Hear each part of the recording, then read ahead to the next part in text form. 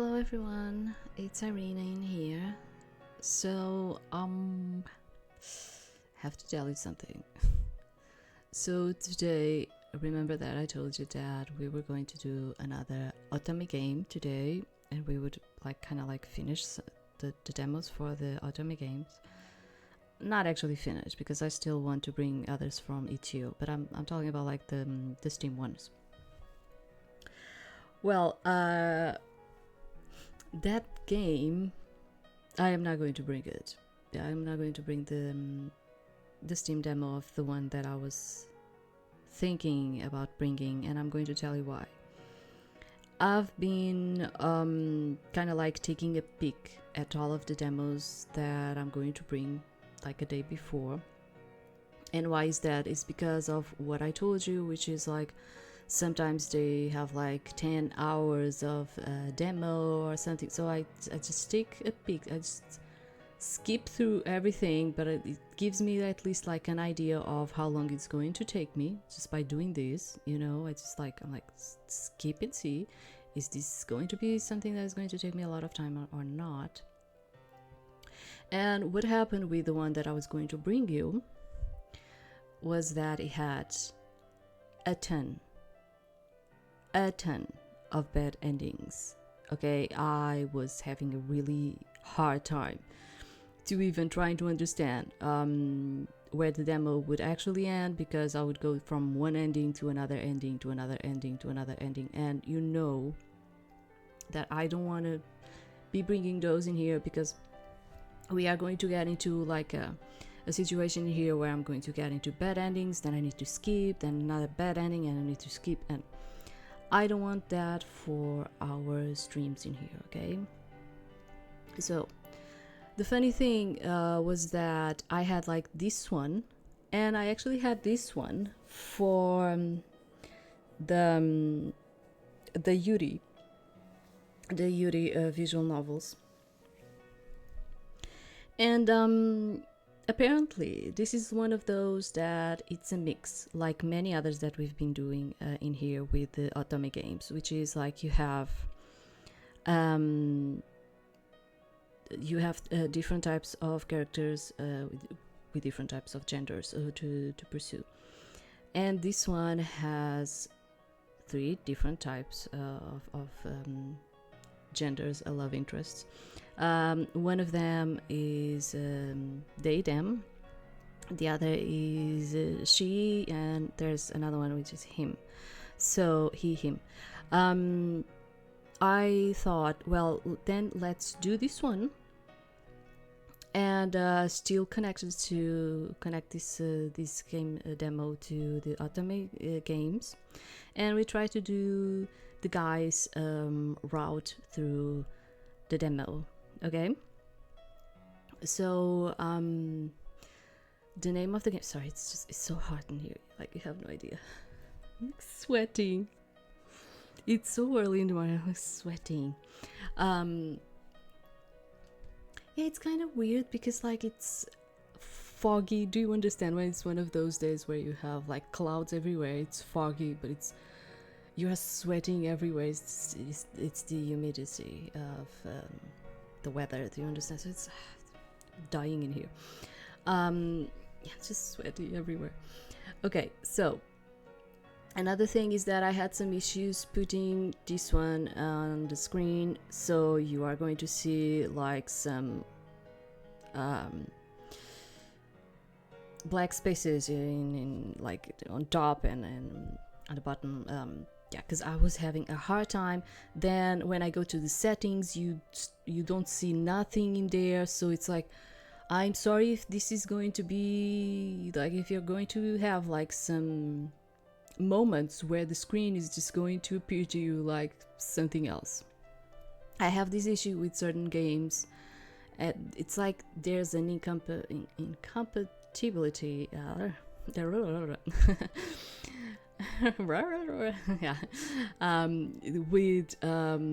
the overlay. Do you understand? And the software that I'm using for the stream. So I don't know. This goes like this. So going to try to do it in the best way that I can. I don't think this game is going to take us a lot of time. I don't know. But apparently I think the demo is kind of like short. So we might, not promising nothing, we might do another game after, okay? But let's just leave it like this, because something might happen, something might appear, I might need to go out or something for any reason. So let's focus on this one right now. So this one is called A Foretold Affair. And this is from a publisher that I decided to bring this one because this publisher actually has several other games, which is like a developer, GB Patch Games. And this developer has other games that are actually free to play. And since I'm not going to bring, let me check because I don't remember which ones are. Yeah, I'm not going to bring any of these, like the Shosho droplets, the Lake of Voices. I would love to bring you Our Life Beginnings and Always. I've played all of these. I haven't played the one that I'm going to show you right now. I have like no idea. I only have like the idea how to do the route of the guy that we're trying to do in here. The rest I have no idea in terms of the story and all of it. But if you want to take a look at this developer, they have like at least four games that you can play, and most of them are otome games, okay? And they are really cool to play, any of them, okay? I didn't like it as much, the Lake of Voices, okay? It was not really my thing, but it's very narrative driven, okay? But if you like the ones that are more narrative driven, the Lake of Voices is a good one. For me, probably like Our Life is like one of the best ones. It's long. One of the reasons that I decided I'm not going to bring this one, the Our Life, is because I took how many? I don't know. 30 hours with the free version of this game, because I think it has like some DLCs and all of it, but just with the free stuff, 30 hours. And that's why I'm like, I'm not going to bring this one.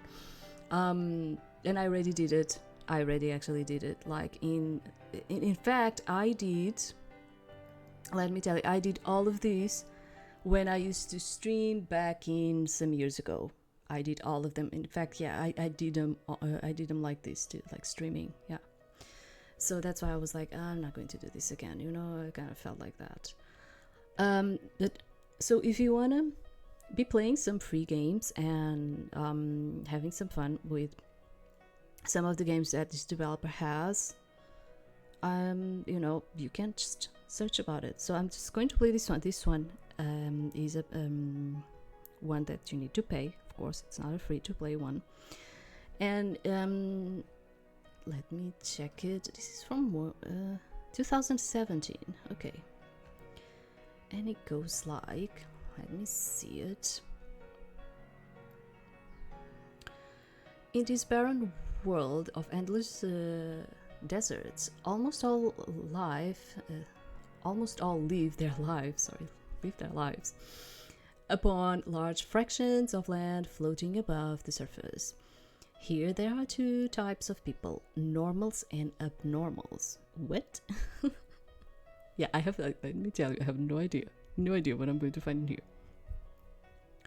Buffalo Seer is an eccentric abnormal who wants nothing more than to use the magic ability within them. Future seeing. However, even within their society, where everyone has a special power, future seeing is considered dangerous and advised against. Unable to be swayed, Seer finally gains permission to look into their own future, only to receive an unbelievable revelation. Not only have they left abnormal society, they are married to someone they've never met. With visions of happiness in their mind, Seer leaves everything behind and ventures to the part of the land fraction where those without magic live, normal society. Are we supposed to be the Seer? I don't know, we'll see it. Seer is going to convince this stranger that they are meant to be together no matter what it takes, even if it means tagging along on an adventure. In only a few days, Seer will learn just how far away that pleasant future is. Yeah, I'm sorry.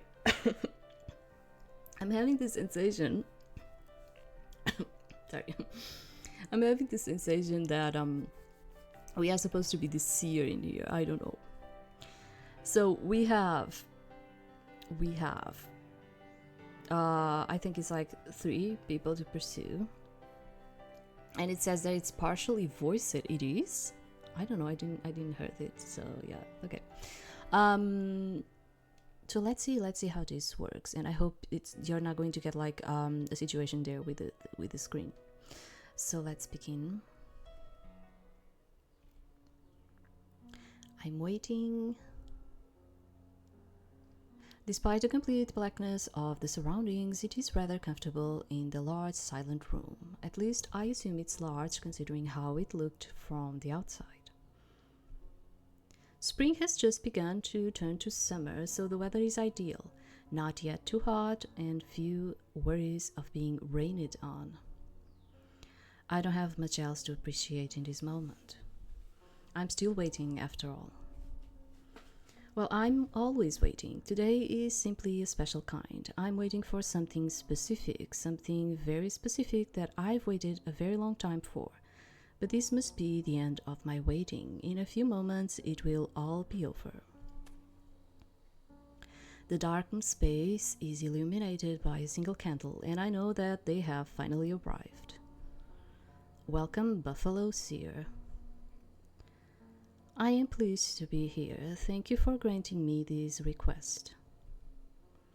From the shadows, the 3 council members appear. Dog Healer, Antelope Breeder, Bird Seer. You have shown great diligence in your duties and respect for our order. That is kind of you to say. I tug on one of my sleeves out of nervousness. It has been quite some time since I have met with the council in person. Yes, because of your consistency, we are granting you your request. You now have permission to look into your own future. At that statement, I almost tore a hole into my cloak. I've actually done it. I'm truly grateful. Remember, you must look a minimum of 3 years into your future, and the council will see whatever it is that you do. Do you accept? Of course, I have no fear of what is to come. Very well, you may begin.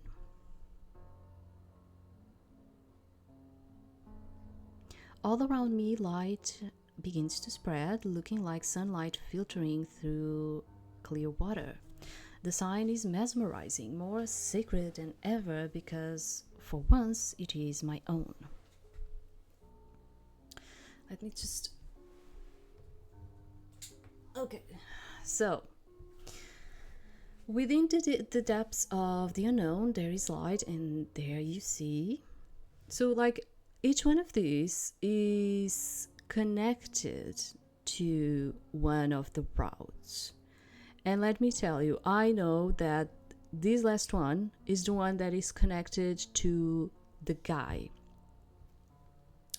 I'm not certain about the other ones. But I think this one is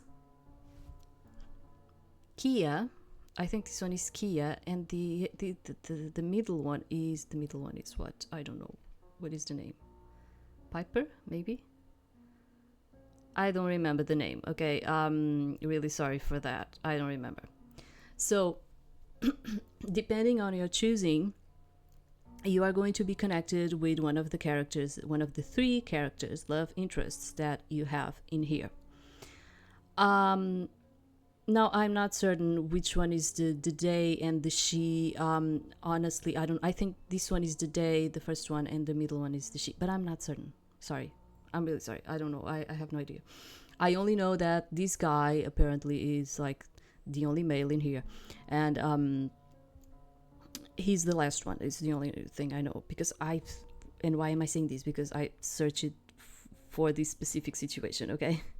But as we go along and we play the game, we'll see it, and then I'll tell you. Okay, we'll see it, and then I'll tell you which one you should pick, for each situation. So let's do this.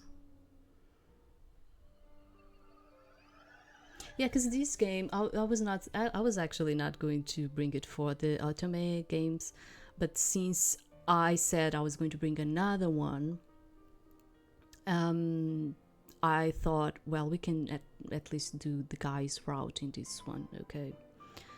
No, the other ones that I have to that I have then that I'm planning to bring are not going to be like this where you have like a mix. No, yeah, the other ones are not like this. This one, it happened to be in there, and I was like, oh wait, I can use this one. It's just like that. As quickly as it appeared, the light fades, leaving me dumbstruck.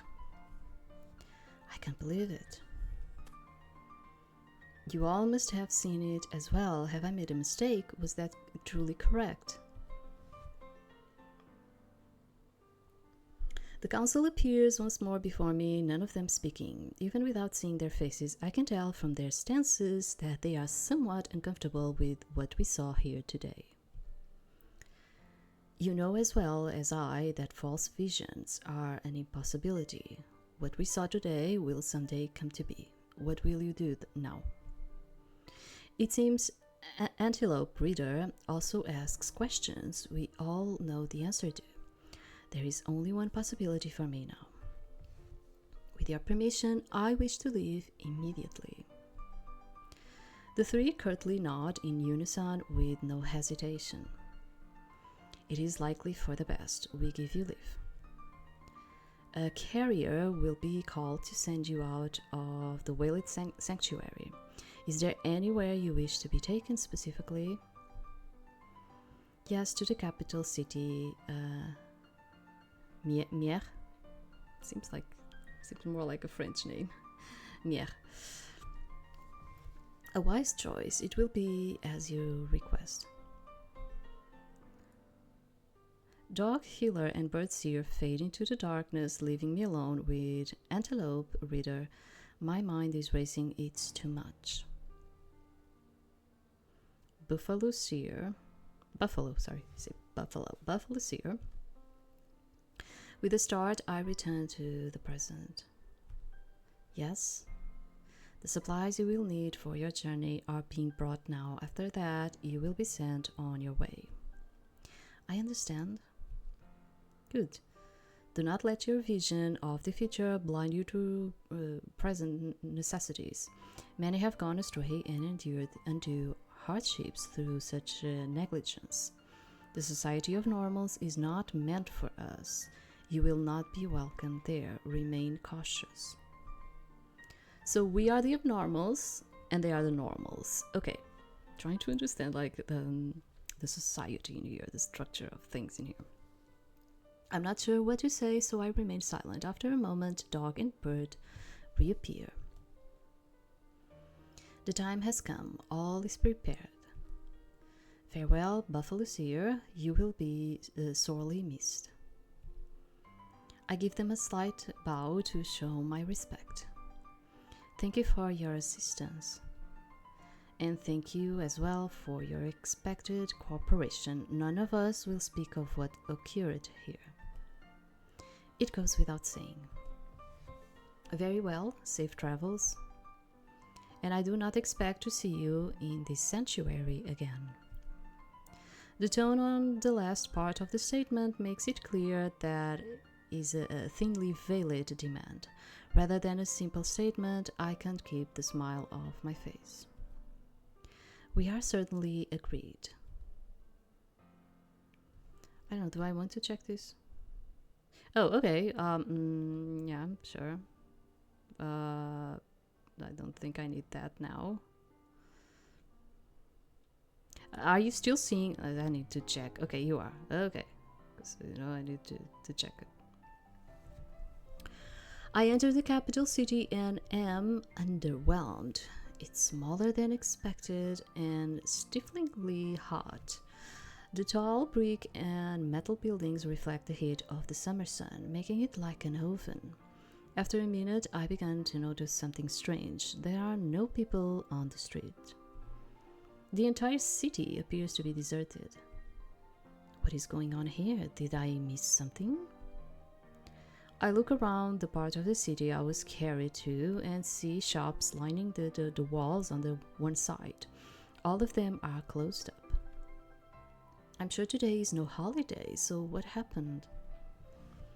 A stream of possible explanations start rushing through my head, none of which seem terribly likely. When off to the other side, a woman with greenish blue hair steps into view. Okay. Oh, she does have. Finally, someone I can speak to. Excuse me, I have a question for you. The woman looks at me with surprise covering her face. She takes a moment to scan the area for anyone else before turning back in my direction. Who? Me? You must have realized there is no one else to ask or anyone else at all. Actually, I have 2 questions for you. I have noticed, but I am armed. Most are too afraid to come near me, much less start a conversation. Oh, so you are. Truthfully, I find her strange glowing eyes much more interesting than what she's holding. I didn't even know eyes like that were possible. That is alright. Look at my appearance. I'm sure many would be frightened by it. I am not going to judge anyone else. I see. You must be new here. Yes, now will you answer my questions? I don't mind. Ask away. Good. Firstly, I'm trying to find someone specific, and second, this city is empty for reasons I cannot fathom. Could you help? Sorry, I'm busy with my own search for someone right now. Oh, what a coincidence. Do you at least know why there is no one else around? I do. They are hiding. From what? Me. She states that completely casually. It feels more threatening than if it was spoken as a threat.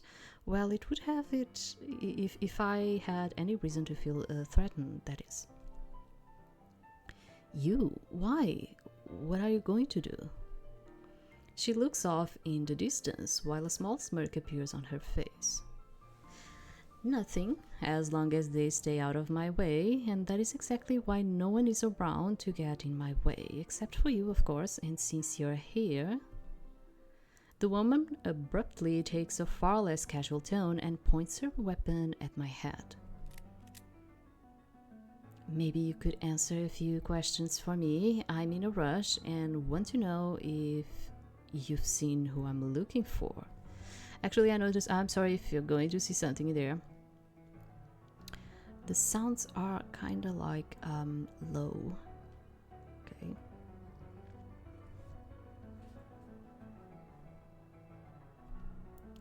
You answered my question, I'll answer yours. Now, would you kindly put that back down? It is rude, especially when you have no real intention to shoot. And don't even try to pretend like you may actually shoot, it's not going to work. I think it's because we can see the future. So, yeah, right? Because I'm like, she's not feeling in any way afraid of the situation. And I don't know if it has to do with us, like the abnormals, having like this thing of knowing about the future. Because remember that before she came in here, he, they, I don't know, our protagonist. Before we arrived in here, we had a vision. So through that vision, maybe she didn't saw She, let her go like she, it's fine. She didn't saw herself dying or something, so she's probably like expecting that she's not going to die. Yeah, I don't know, like, yeah, she has like, it seems, yeah, but by the visual, it might seem like a woman, yeah, but I don't know. I don't want to be like saying that, and then you can actually choose which one you can be. You probably can in this one. I don't know. I don't remember, like, honestly. Yeah, I just did this, but I don't remember. I'm like that. She doesn't change her expression, but seems to consider what I said. After a moment, the gun-wielding stranger takes a step back while lowering her hand, and the casual atmosphere returns. Thank you. I'm not sure how you even have that. Isn't it illegal? Yes.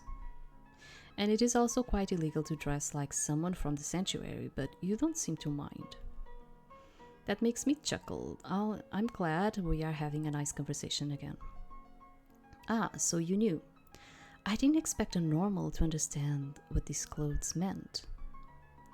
The woman appears slightly intrigued. I don't think she expected me to imply that I'm actually abnormal.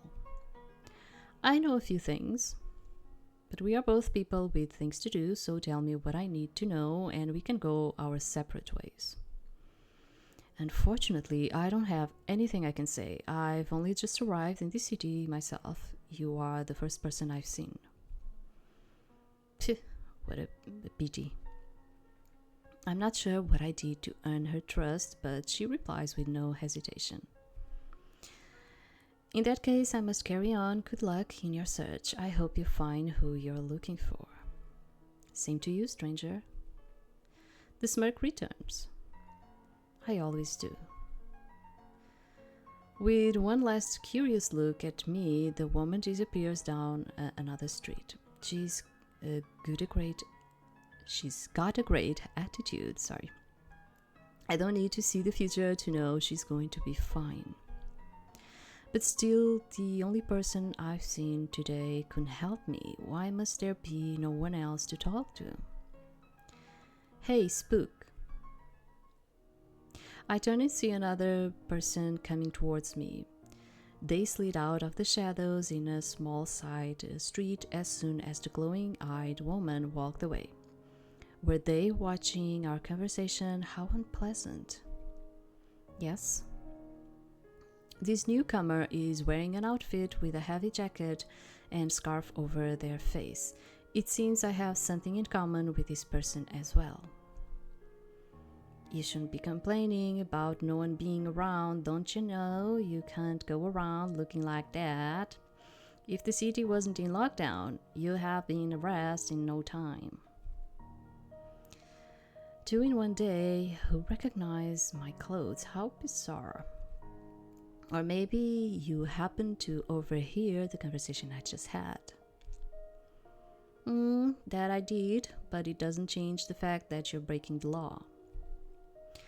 That law is no concern of mine. I'm dressed this way because I'm from the sanctuary. I'm a seer, Buffalo Seer to be exact, and have seen my own future, which showed me that I will marry someone from outside the sanctuary. I'm here to look for him. Maybe you've seen him? The stranger is speechless, seemingly grieved by my explanation. I contemplate clarifying the situation using simpler terms when they finally speak.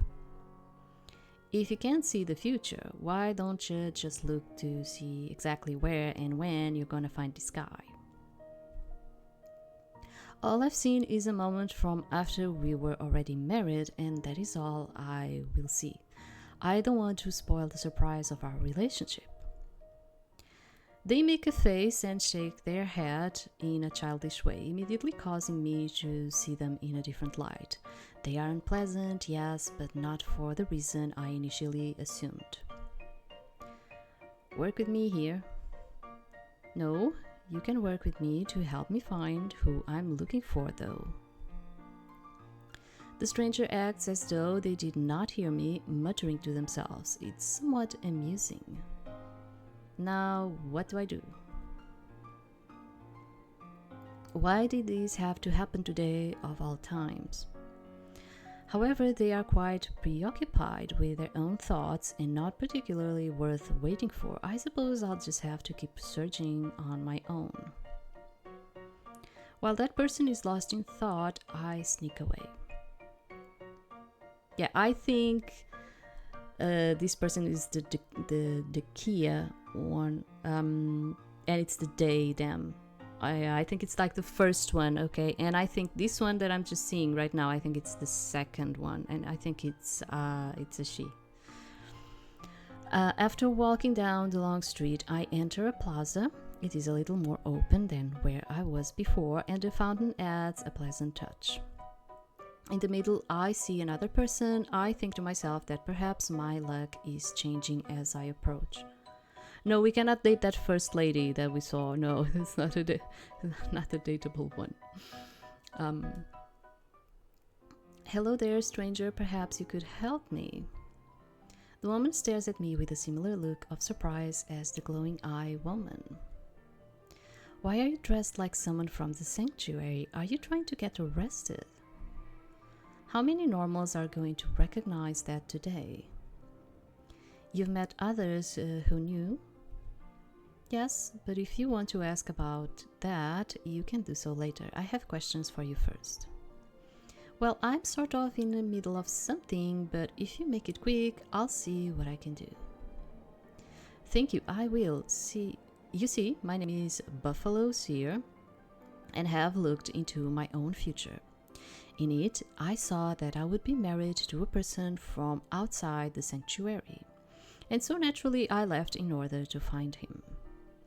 Now I'm here, and so far have had no luck at all. You can see into the future, huh? That is a rather interesting ability, though not a good idea. Spare me the lecture, I have heard it, trust me, and that was the first and last time I will use my power on myself. Anyway, the person I'm looking for... Hold it. I turn around and unfortunately see the scarf-wearing stranger from before running towards the two of us. This time they come right up to me and pull out a police badge. Police badge, okay. Yeah, Kia, see, yeah, I think it is. I didn't want to do this, but you leave me no choice. My name is Officer Kia, and you're going to have to come with me. You're under arrest. The young woman next to me smirks at the supposed police officer. I am happy to see I am not the only one who does not take this person seriously. Probably lying. Well, hello, officer. Don't you police have more important things to be doing right now? They glare at her, clearly having hoped she'll stay out of the conversation. Hello, miss. It's Piper. Well, Piper, it's true that I'm very busy, but I can't have an abnormal or someone pretending to be one running around unsupervised. I'm gonna take care of this real quick and then get back to the task at hand. You should be getting inside where it's safe. I feel as though I have missed something. The police officer turns their attention to me once more. You're coming with me to the police station where we can decide what to do with you. I'm not going there. I haven't found the love of my life yet. You go do that other task and come back later. Maybe by then I'll have located him. Stop talking so loudly about seeing the future. Do you want to make the situation worse than it already is? Piper, who initially seemed content with simply watching, speaks again with renewed interest. So you've seen what your future spouse looks like exactly? Yes, I can picture him vividly, and I even know his name. What does he look like? Don't answer that. Well, he's very tall, unusually so, and quite dashing. He has medium gray tan skin and dark gray eyes, like smoky stone, and his name is January. Isn't that nice? I had hoped my flattering description would impress them. Instead, both look at me in astonishment. Kia's eyes could scarcely be wider, and I'm certain their mouth is agape under the massive scarf. Piper regains her composure in only a moment and laughs lightly, her lips curling coyly. Your future has a sense of humor. This certainly is the time I would want to be looking for that man. There's no way that can be right. This is some kind of mistake, or maybe a trick. I'm certain it's a trick. You are under arrest even more so now. Wait, are you saying you know January? My heart starts to quicken at the thought, and I can tell my voice has grown specially anxious. Piper answers first. As a matter of fact, I do, and so does Officer Kia. Isn't that right? Kia looks uncomfortable, as if that information wasn't supposed to be revealed. They shrug slightly in defeat. Yes, I know that person. I'm trying to get him to the police station as well, so if you want to see him, you really have no choice but to come with me. Is getting people to the station all you think about? Right now it is. Piper looks past us to the other side of the plaza, then leans in towards Kia, whispering just loud enough for me to hear. Looks like we have company, and I don't think it's another police officer. Kia follows Piper's gaze, eyes narrowing. I do the same and see a single person coming towards us. Officer Kia faces this newcomer while rapidly whispering to Piper and myself. You two should hide. I can handle this. Piper begins to move, however, it's towards the oncoming threat. I think I'll rather stay. I know what I'm getting into when it comes to that bunch. I imagine the confrontation with that goon could take a while, since it's likely January is in the city.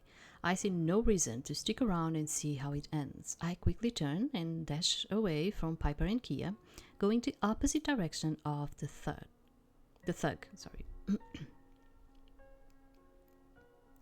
Kia does their best to call after me while still keeping a hushed tone.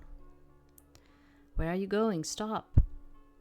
They take a few steps in my direction when I hear Piper respond, a bit of mischief in her voice. Don't fret too much, Kia. A person like that isn't going to be hard to find again later. And you couldn't possibly abandon a civilian such as myself to be threatened by a professional thug, right? Why are you helping them? That is the last part of the conversation I can make out. Running further down the streets, I find myself in a residential area with homes filling in the sides, just like the stores. They are all closed up, windows shut, and no sign of activity anywhere. Feeling I'm a good distance away, I stop to catch my breath, the heat and my heavy rope making it hard to keep such a quick pace. After recovering, I look up and it's him. Not too far from me, January steps out from the shadows of a building. He appears unsure of where to go and looks over his shoulder as if fearing pursuit. What a perfect opportunity for me to find him. January. He turns to me looking so suave. Suave. Do you say like suave? You probably say like suave. He turns to me looking so suave. It's a word that we use in here. Suave. Suave means like to be very smooth. And you probably have like the same type of meaning in there, right? I think you probably say suave. I don't know. Probably say it like that. You wouldn't say it like we actually say. Although this is not a word that it's yours. You borrowed from us, I bet. In a finely tailored ensemble. The sunlight shines off his silken dark hair. He's even more handsome than in the vision. I notice that he appears concerned. I hope no one has been troubling him. Or could he be afraid of me? Well, I'm sure it won't last. I've been looking for you everywhere. I'm so glad I found you at last.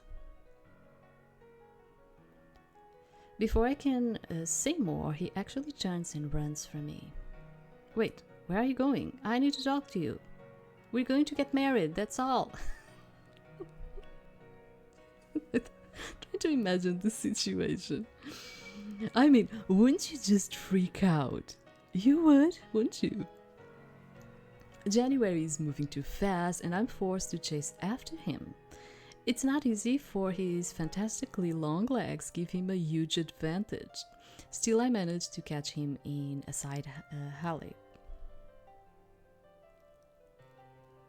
He backs away, still looking fearful. I hold up my hands in a placating gesture.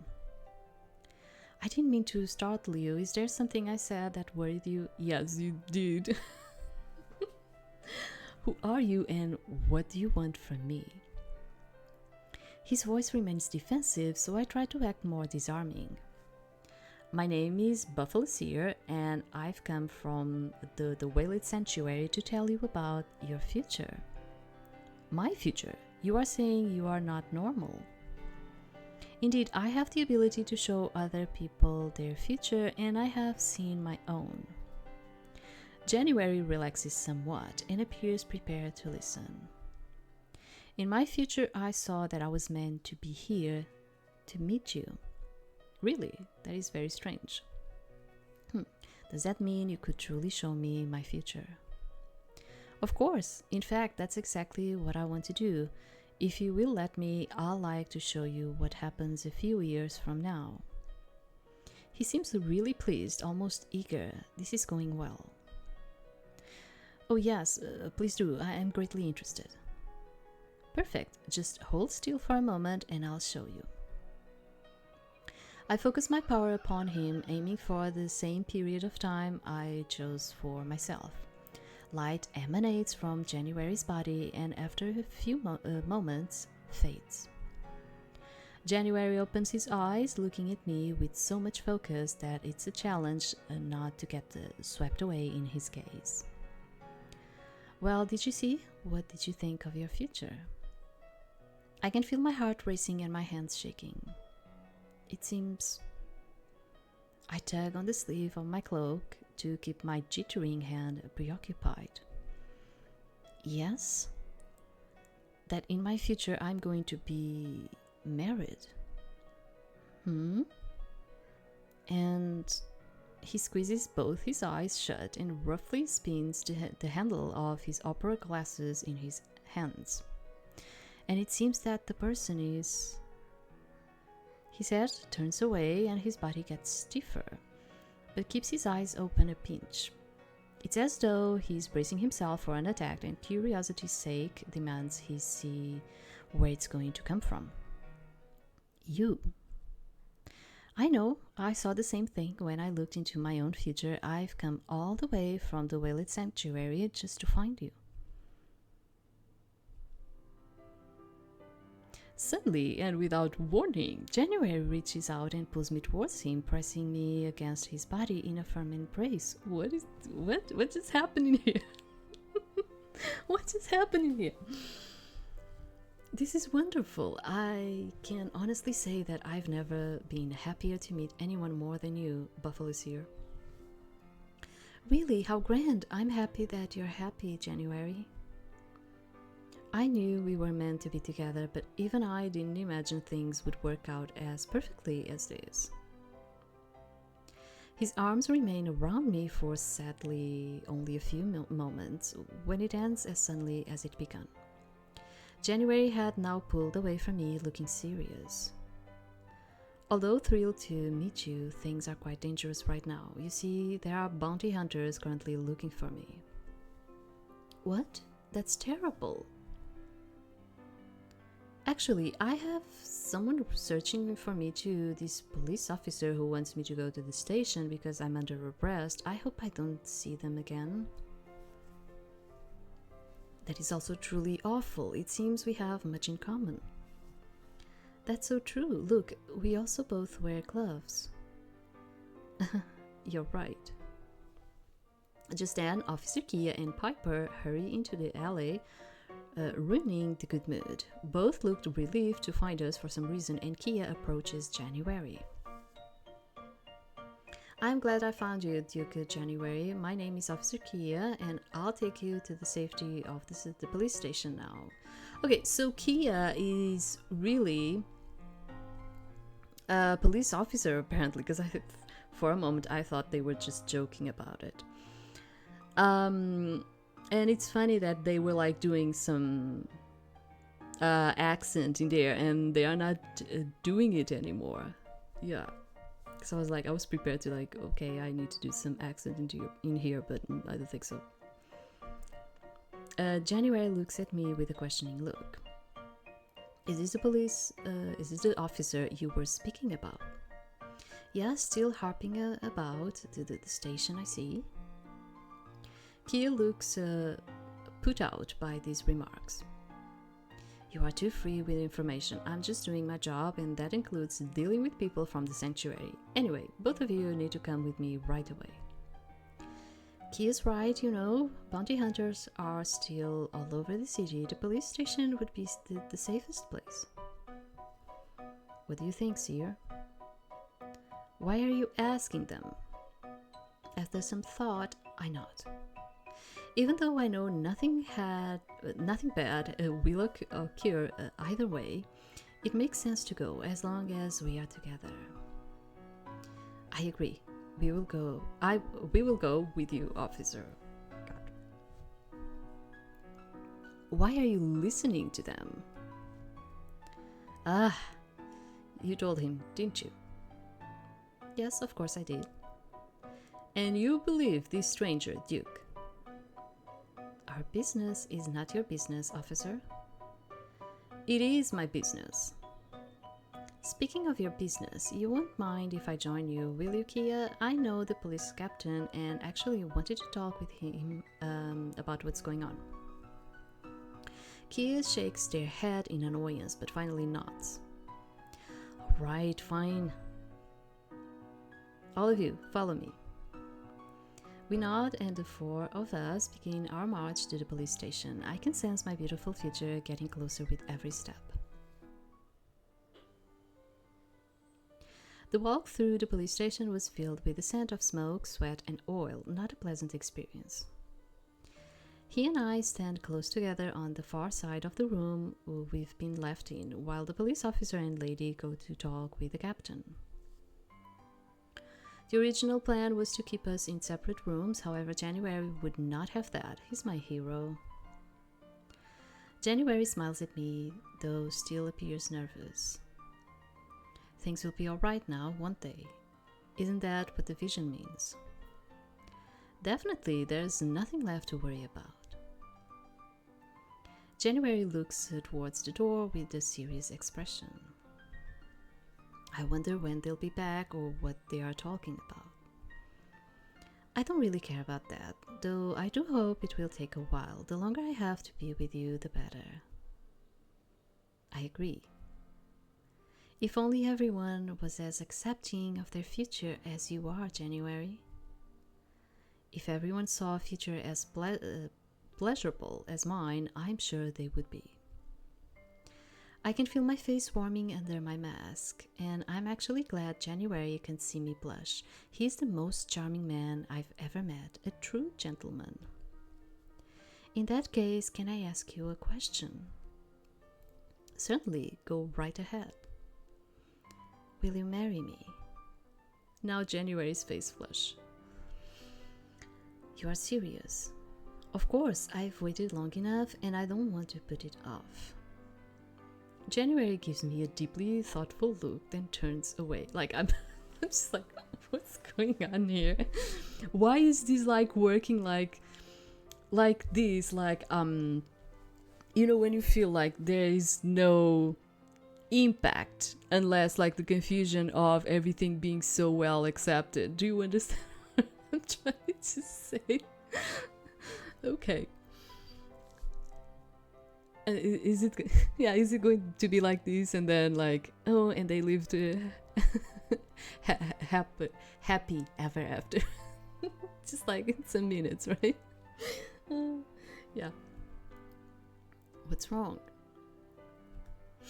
I'm very surprised at this turn of events. Certainly, take your time. With his mind seemingly made up, he faces me again with the warm smile I've already come to know so well. Yes, Buffalo Seer, I will marry you. I don't want to keep waiting either. You mean it? Yes. I clap my hands excitedly. January laughs at the sight of my merriment, though he looks equally happy. I hardly know what to think. I never expected to be able to do such a thing. It shows boldness, and I like that about you. I don't mean just accepting your swift proposal, I mean getting married and all. I can relate. You see, abnormals are never meant to marry or even become specially close to others, really. January laughs again, though it's different this time, as if hollow. I never knew that about abnormals. I suppose that makes us quite the pair. A fine pair. Tell me, why didn't you think you'll ever be married? I promise to tell you, but not here. This isn't really the time or place. I see. Whenever you're ready to tell me, I'll be ready to listen. Just then, those other two who had been with us entered the room, followed by the police captain, whom I just recently met upon arriving at the station. Thank you for your patience, Duke January. After consulting with Officer Kia, we've decided that you should remain here under police protection until the threat of capture has passed. We are also in the process of contacting the Whaled Sanctuary to deal with you, Buffalo Seer. January folds his arms and begins noticeably tapping his foot, making his disapproval of the captain's plans obvious even before beginning to speak. It's outstandingly endearing. I'm sorry to say, Captain, that I am far from thrilled to be kept here for such an extended period. I would much prefer to leave as soon as possible. Be reasonable, Duke. We've thought this through and feel it's much safer than leaving. Exactly. Right now, the bounty on your head is no small sum. Though we are searching, we have yet to confirm who placed the bounty. Until they are found or rescind the offer, the hunters will not stop trying to find you. We will do everything in our power to make sure the former happens, but until that time, you need to remain as inconspicuous as possible. Piper raises a hand to get our attention and begins to speak. The captain's right about one thing. There's no bigger threat than Trinette. She's a highly successful bounty hunter with many followers and resources. However, Trinette obsesses over efficiency and getting things done as quickly as possible. That works in our favor. Yeah, they say it's partially voiced, but I haven't heard anyone yet. Maybe it's just like maybe you do not have that during the demo because it's for like those special scenes that you get like along the way. I don't know. Yeah, I don't know. I'm just thinking that maybe it's like that. Yeah, but I don't mind. I don't mind that they end up not putting like the voice acting at the prologue or like just the demo part, because let me tell you, I already got like a lot of games where they are voiced during the demo, and then when you actually get the game, for me it's a disappointment to see that, because they don't even say nothing. This one they say that it's partially voiced, but there are some games that they don't even tell you nothing, and you think the game is going to be fully voiced, and then when you actually get the game, oh no, the voice was just during the demo. It was kind of like just to grab you. Do you understand? Like, I hate that. So I'm like, yeah, it's fine. All you have to do is stay secure long enough that the cost of finding you outweighs the possible reward. Once that happens, she'll give up the chase. Who is Trinette? I am compelled to bring it up, since I must know who could possibly be threatening my January. Trinette is the woman from earlier who spoke with you right before I did. What? But she seemed like such a reasonable person when I talked with her. Kia's eyes widened at me as if I'd said something ridiculous. She pulled a gun on you. I was moments away from intervening.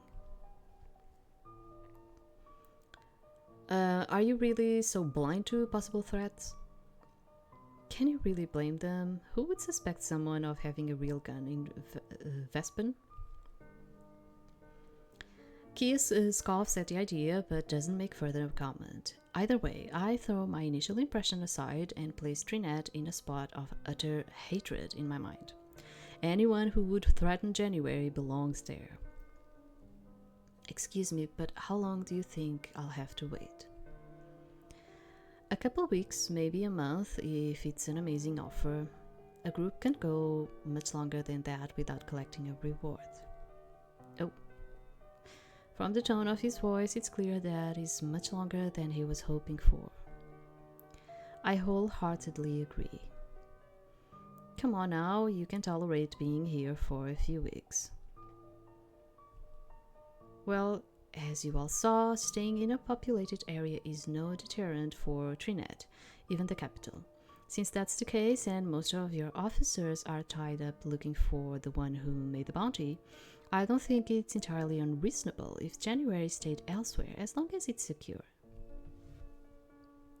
I'm pleased to hear you suggest that.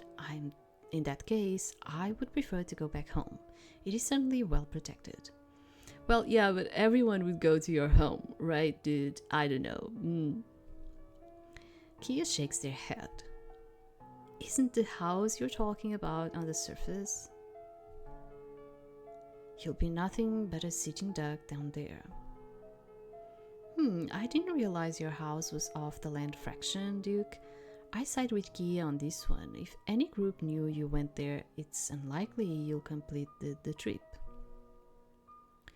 Clearly, that is not an option. I repeat my offer of police protection.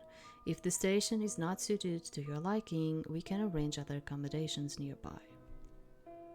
January looks hardly satisfied with that alternative. I can't blame him. A life surrounded by police would be unpleasant indeed. So, they have a bounty on him for what reason, by the way? Kind of confused in here. Very well, if we cannot go to my home on the surface, my family owns another property that is also quite secure. Where is that? It is on the other side of the land fraction. The three consider a moment, with Kia and Piper both nodding. That would be less obvious than going to your main home on the surface, and at least on the land fraction there are ways to keep out of sight. That's true. I would say that is the better option of the two. I'm glad you all agree. I would like to go there then. I don't wish to be a burden to the police any longer. And frankly, I am hardly worried about the bounty hunters myself. The disruption they cause is far more grievous.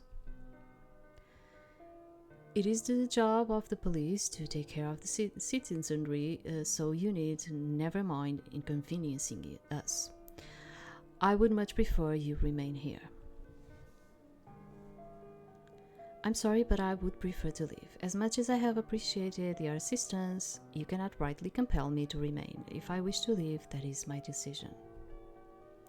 The captain grumbles, looking a bit put out, which is true. If he wants to leave, he can't just leave, They are just giving their protection, but he might refuse and just go, I can disagree, loath as I am to admit it. At least give me some peace of mind by taking some kind of escort with you. I can quickly round up what officers are available and they will be happy to accompany you. Excuse me, sir, but I don't think that would be such a good idea. What do you mean? A large group might offer the semblance of security, but it's also much easier to find.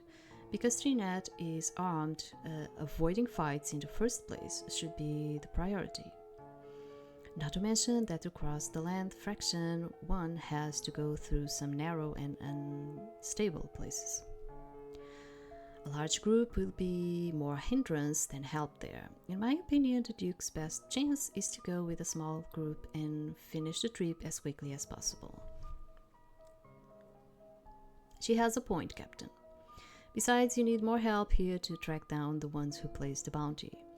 No matter the number of hunters, if the bounty disappears, they'll have much less of a reason to keep the Duke even if they get a hold of him. Piper nods in agreement.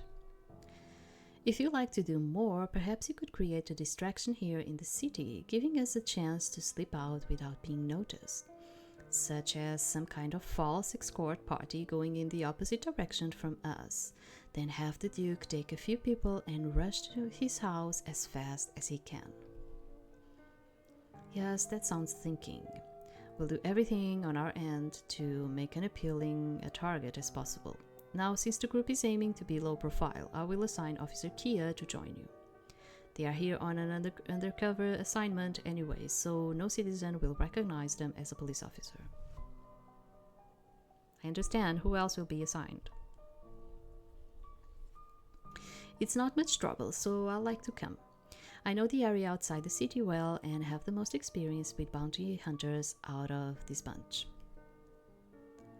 January looks satisfied with the arrangement, smiling contentedly.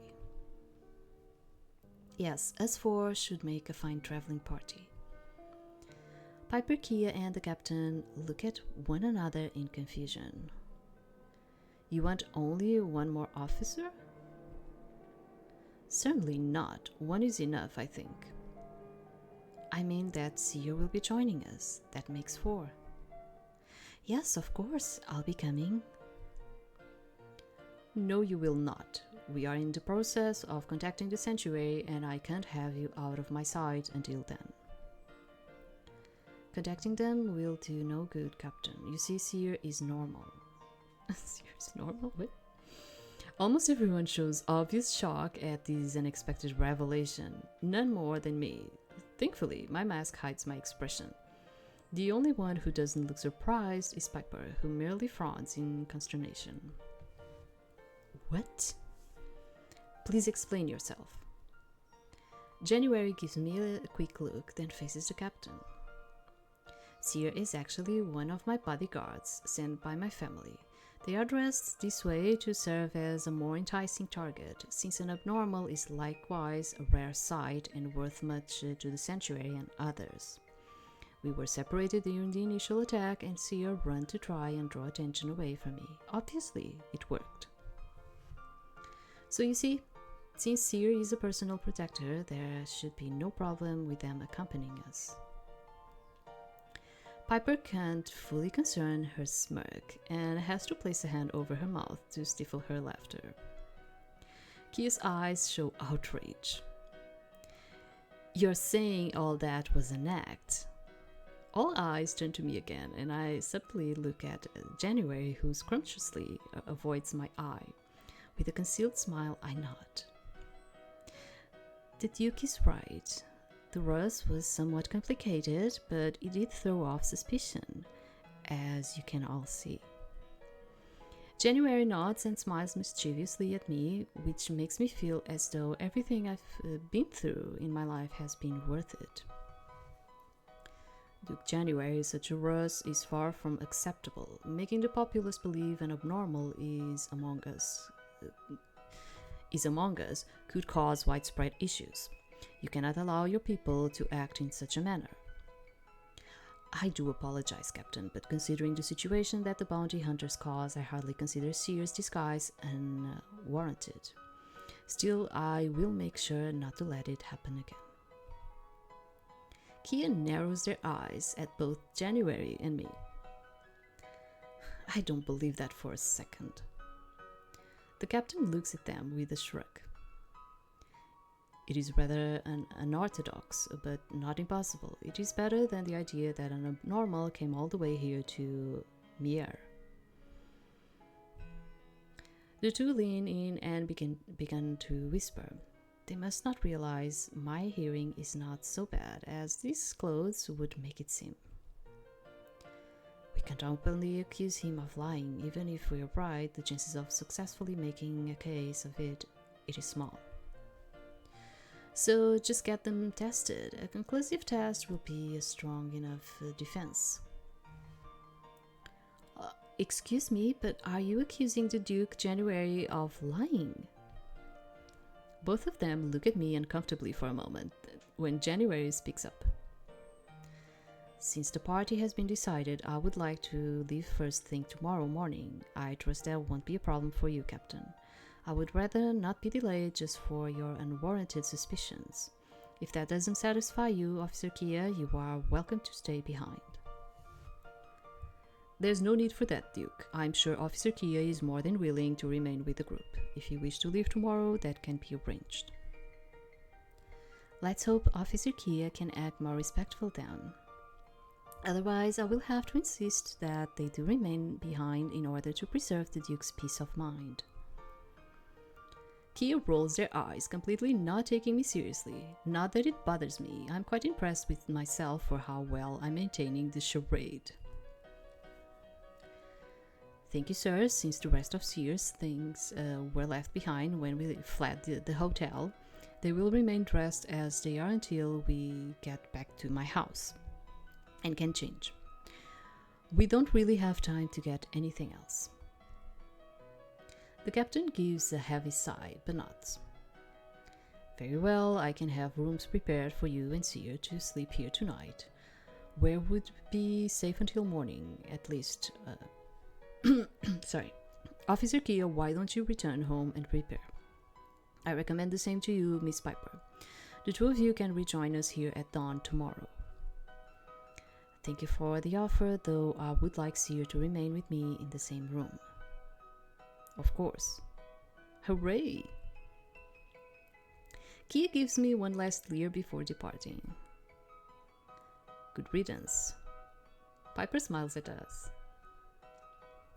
Sleep well, you two. Should be a busy day tomorrow.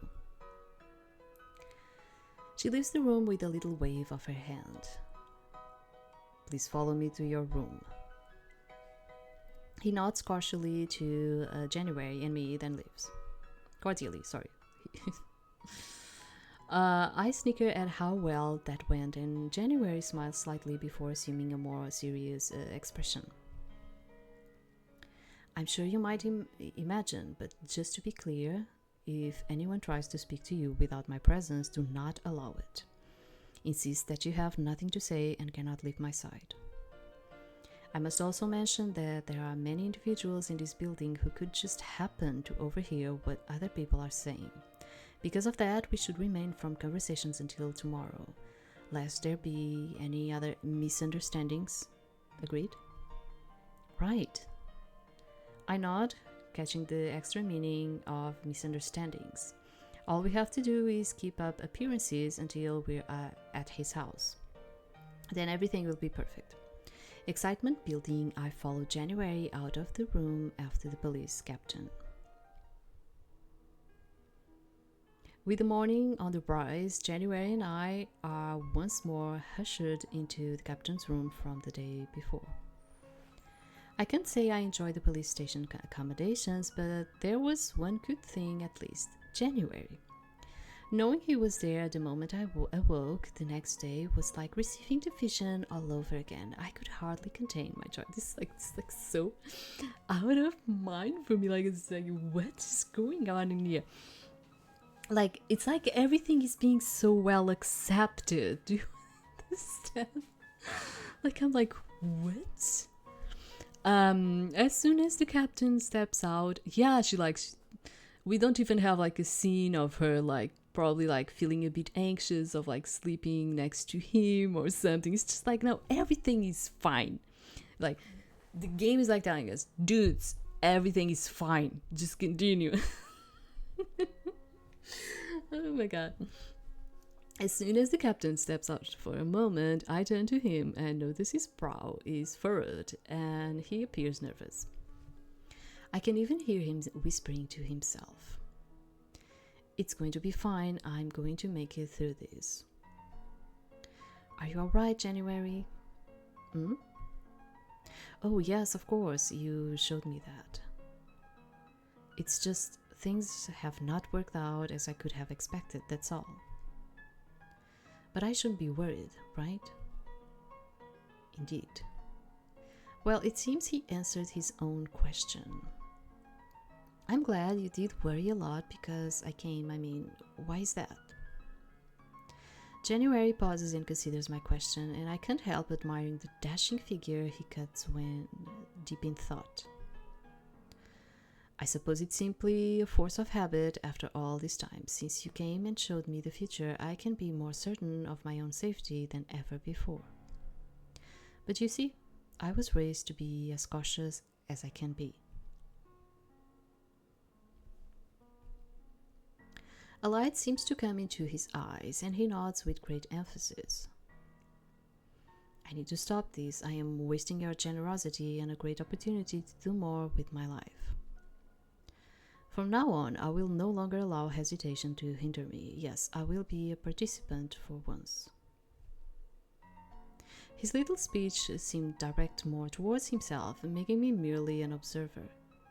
Yeah, I don't know how I feel about it, honestly. Try to put it, like, I always try to put myself in the situations. Of course, like, I think we just feel that because this is being given to us in a different way. Like, which is, there's always, like, usually, like, these games always have, like, an assumed situation right from the beginning. Do you understand situation in terms of the relationship? Of, like, going in a slow motion, or them being arrogant or rude, or do you understand, like, you always have, like, some kind of a situation right from the protagonist being, like, the dance person, or it's just too much soon to even start any type of relationship, and we are just, like, getting a bunch of, like, story in there, and then you just get, like, a relationship after, like, I don't know, 10 hours, you know. So it's like this type of situation is kind of like, it's just different. Do you understand? So that's why I don't want to break it, because I'm like, maybe it's not bad, maybe it's just because it's different and we are not used to. It certainly doesn't rise up the climax of the thing. Do you understand? Like, which is like, where is, like, that climax building? Do you understand? It's like, oh, you know, you're my husband, see this vision, and the other person is like, oh yeah, I see it, I am your husband. Do you understand? Like, it's just like, what? What? But at the same time, when you put yourself in the position of a situation like this, imagine, even if, like, you had, like, someone, wait, you are my husband or my wife or whatever. When you try to put yourself in that situation, imagine, and you were actually shown a vision of that situation, and it was a good vision, you would probably actually accept it and tolerate it a lot more, you know, because we are like that. We feel relieved when we see things, like, in a reality, even if it's a virtual, even if it's a virtual reality. If it would come to us as, like, no, this is your future, you would probably, like, kind of, like, accept it and just be like, yeah, this seems okay, like, you know, and feel more acceptable about it, you know. So I'm like, yeah, maybe if this situation happened to me, like it's happening, for instance, with January, maybe I would be acceptable, you know. And that's why I'm like, I don't know, maybe we need to see more to understand what's going to happen in here. What is going to be that climax building in here? What is going to be the thing that it's going to make this story, I don't know, more interesting in that way, you know? Maybe it's just done in another way. I don't know. I don't want to be picky and criticizing something while I'm right at the beginning, while I'm just doing, like, a prologue or something, you know? So I'm like, let's see where this is going to lead us, you know, more like that. His little speech seemed direct. Yeah, of course, I was just, because I was like saying everything that I was saying, but I was just joking, you know. I'm just like, what? Happy ending, all of it, you know, like, I'm saying this, but I'm just joking because I am still like expecting to see, you know, this is a game. They have other games. The other games are good. And this was like, the start of this one was done in a different way, but I cannot, just because I'm reading the prologue, I cannot just like already point finger and say like, oh no, it's like, it's not good, it's not, you know. You need to go along with the flow and see what's going on, and maybe it's really interesting. We don't know. His little speech seemed directed more towards himself, making me merely an observer. As such, I am at a loss as to what to say and allow a silence to prevail. January's gaze remains fixed on some faraway point I could never see. Then he turns to me, and the nervousness he just renounced reappears, though lessened. Small steps, I suppose. Yeah, it's like these that I was saying, small steps. We'll get there. Seer, tell me, how would you feel about staying at my house after all this is over? I am stunned by his offer. It is exactly what I could have hoped for. I am about to answer when he speaks again. I best elaborate. What with you knowing about my family's multiple properties now? I don't mean the safe house, the one Officer Kia will be escorting us to. I mean my actual home, the one on the surface. You could stay there as long as you wish. There's more than enough space. Oh yes, I would love that more than anything. January's smile broadens. Sometimes I feel he is too handsome. I can hardly stand it. Wonderful, then once this whole debacle is behind us, we can discuss our future plans in greater earnest. Let's hope this finishes as quickly as possible then. Quite so. Just then the door opens and Piper and Officer Kia enters. Piper is smiling pleasantly, but Kia looks like a storm cloud has settled above their eyes. They glare at us, but ask not inhospitably if we slept well. I think I speak for both of us when I say we did. January nods in agreement. My rest could have been better. I think it's been too long since I gotten enough fresh air. Life in the city can be stifling? Not sure. She gives us a playful wink. A little trip across the land of fraction could be just what we all need, wouldn't you agree? January chuckles nervously. I suppose. While they are talking, Kia slides over to the front of the group, taking that authoritative stance I already know so well. Since I'm the only one who noticed, they cleared their throats to get the attention of everyone else. Since we'll be leaving soon, now's the time for me to explain the plan.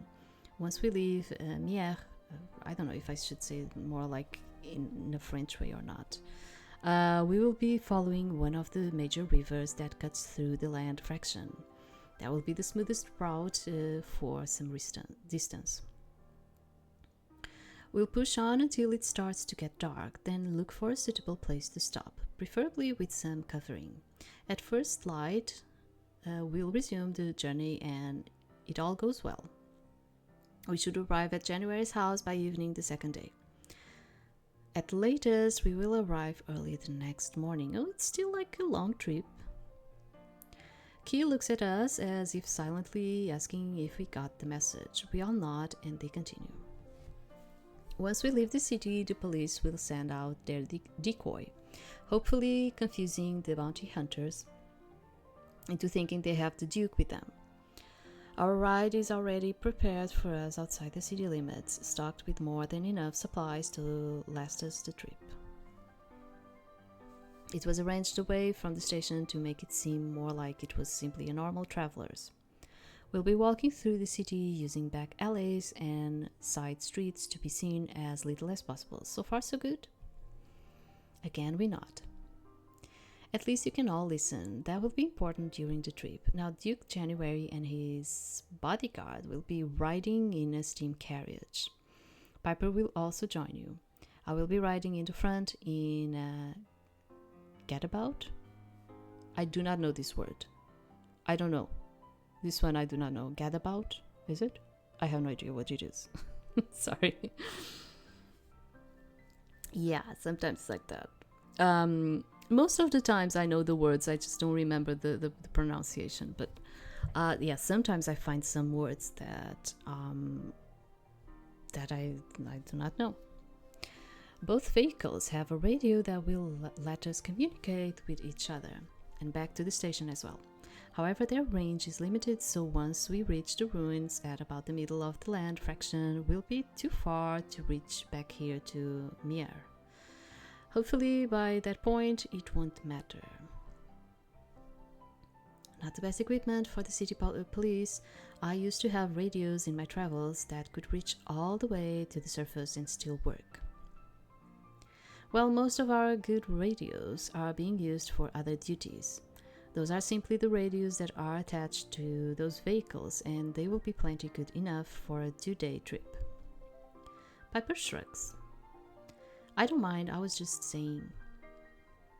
Yeah, it is just a pitch that you're so technologically savvy. You're driving. That's just fine with me, I'll be happy to, in fact. Good. As for you, Seer, I want you to keep an eye out the back of the carriage for any trouble and do your best to take care of your boss. I mean, Kia, they have a personality. They do have. Well, they do. With pleasure. I turn to January, hoping he will be happy that I was assigned this job. He smiles brightly as I knew he would. I won't let him down. And Duke, the only thing I need you to do is stay low and out of sight as much as possible. The less you are seen, the better. January actually frowns at this task. That is all there is for me to do? Kia laughs and shakes their head. Trust me, a target not getting seen by bounty hunters is the biggest job of any of us, especially for someone as tall as you are. January perks up a bit at the reassurance. I should have thought to say that. And that's it for the briefing. Well, the morning is wasting away, we better get a move on. In a short time, we enter a alleyway behind the police station and start making our way out of the city. Kia takes the lead, naturally with Piper following close behind. That leaves January and I side by side in the rear. It's the best state of affairs. The cover of my mask lets me glance over at January without being too noticeable, which I'm glad for. I keep wanting to get closer and hold his arm, the way a couple ought to. Yet each time I move a little closer, I have to pull back. January's story about me being a bodyguard was perfect for getting me into the group. I mustn't bring any extra suspicion to our situation. Piper slows down slightly until she is walking alongside us. Her face has that knowing smile of hers. You two seem quite the pair. January and I exchange a rapid glance and he speaks for both of us. Seer has been in my family's employ for many years. It's only natural that we are familiar with each other. I see. Still, you seem a bit too friendly to be just employer and employee. If I were your family, I'll be worried about a conflict of interest right about now. I'm afraid you are in no position to speak about the inner workings of his family. I assure you there really isn't a problem even if we are especially close. You make a good point. Still, this isn't a pleasure trip we're on. It's nice you two are such good friends, but just keep that in mind. After these warnings, she quickens her pace until she is right behind Kia once more. January and I look at one another again, but there's really nothing more to say. We walk in silence the rest of the way out of Mier. Yeah, I just prefer to say it more in a French way, because when I look at it, it seems more like a French thing, which you would emphasize the R, Mier, Mier. It's just easier for me. It's always easier for me it's always easier for me to deal with the Latin type of languages. It's just easier, I'm more used to. It doesn't take long for us to cross the bridge to the larger land fraction and reach the very end of Mier. I note that the city is as empty as ever, however, in this case, it can be explained by the early hour. I look over the shockingly low railing. It seems a long way down. I feel compelled to drop something off the side. After that, though, it also occurs to me that down there is where January lives. I can't imagine what the surface has to offer that the land fraction cannot. Kia calls me back to attention. They wordlessly direct me to the other side of the road. There, the two vehicles mentioned earlier are set waiting for us. They both seem decent enough. Hey. Again, shaking me out of my thoughts, Kia begins to strike up a conversation. Strange. What? So, Ox Seer, tell me, Ox? Wait. It's Buffalo Seer. What? My name is Buffalo Seer, not Ox Seer. My insistence is immediate, though I regret it just as quickly. I can almost feel Kia's smirk coming from beneath their scarf. I'm very sorry. I didn't know you'd be so touchy about me still using the correct fake name. No, I'm sorry to your police station for having you employed. As a fellow undercover worker, you should know that dedication to your role is paramount to success.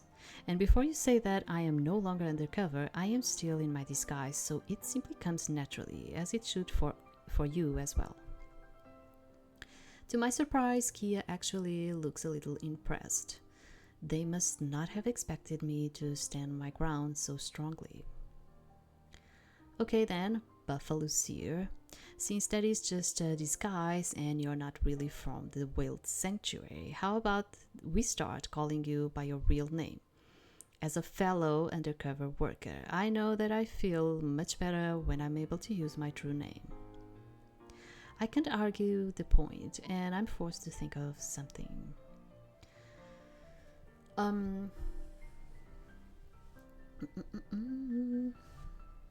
Yeah, sure. Let's go with ours. Yes, I know that feeling and agree. You may call me Irina. That's fine. And are you really a day, or is that you actually like you are from the sanctuary again? I myself am a she. Yeah, sometimes I notice that you sometimes point out that I say we. I say we, but that's like a formal thing for people in my country. As I told you, we do not have the neutral gender like you have, like the it, and like we don't have like those neutral genders in here. Like I already told you that every word we have in here is connected to female or male. It's always like that. But sometimes when I talk about myself, I say we, but that has nothing to do with me being a transgender or not. It's a formal thing we have in here, which is like, for instance, instead of me saying, I am going to play this game in here, like for us in my country, it sounds imposing.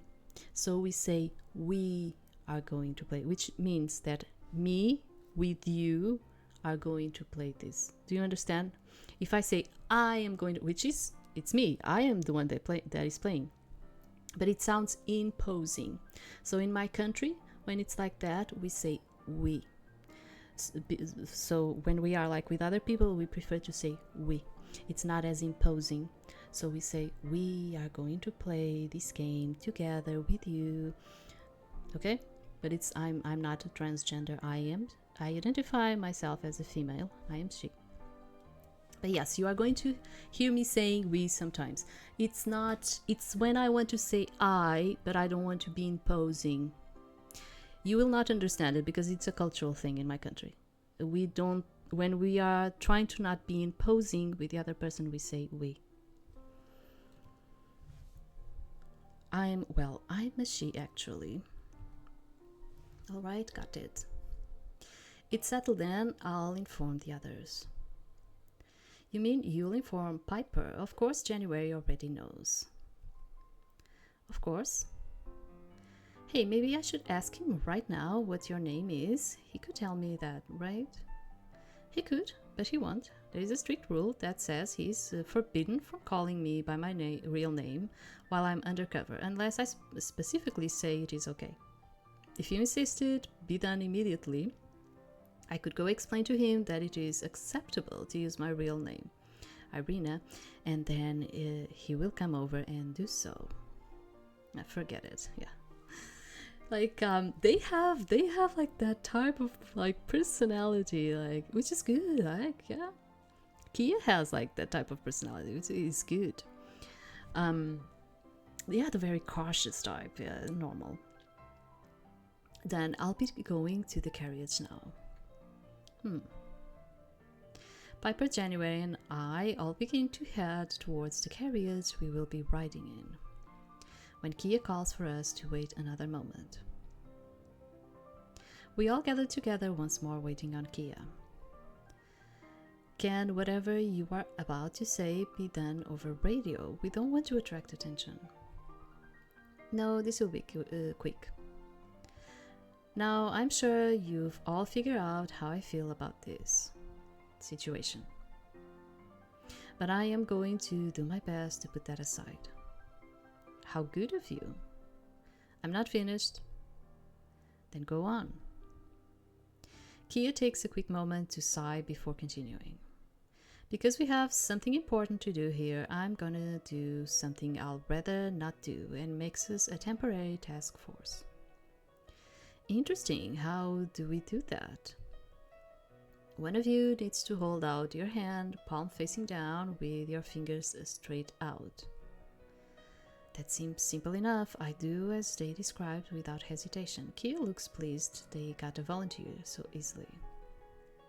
Their mood changes quite rapidly. Kia then puts their hand over mine. Now you two put your hands atop ours, one over the other. Piper places her hand on top of the pile.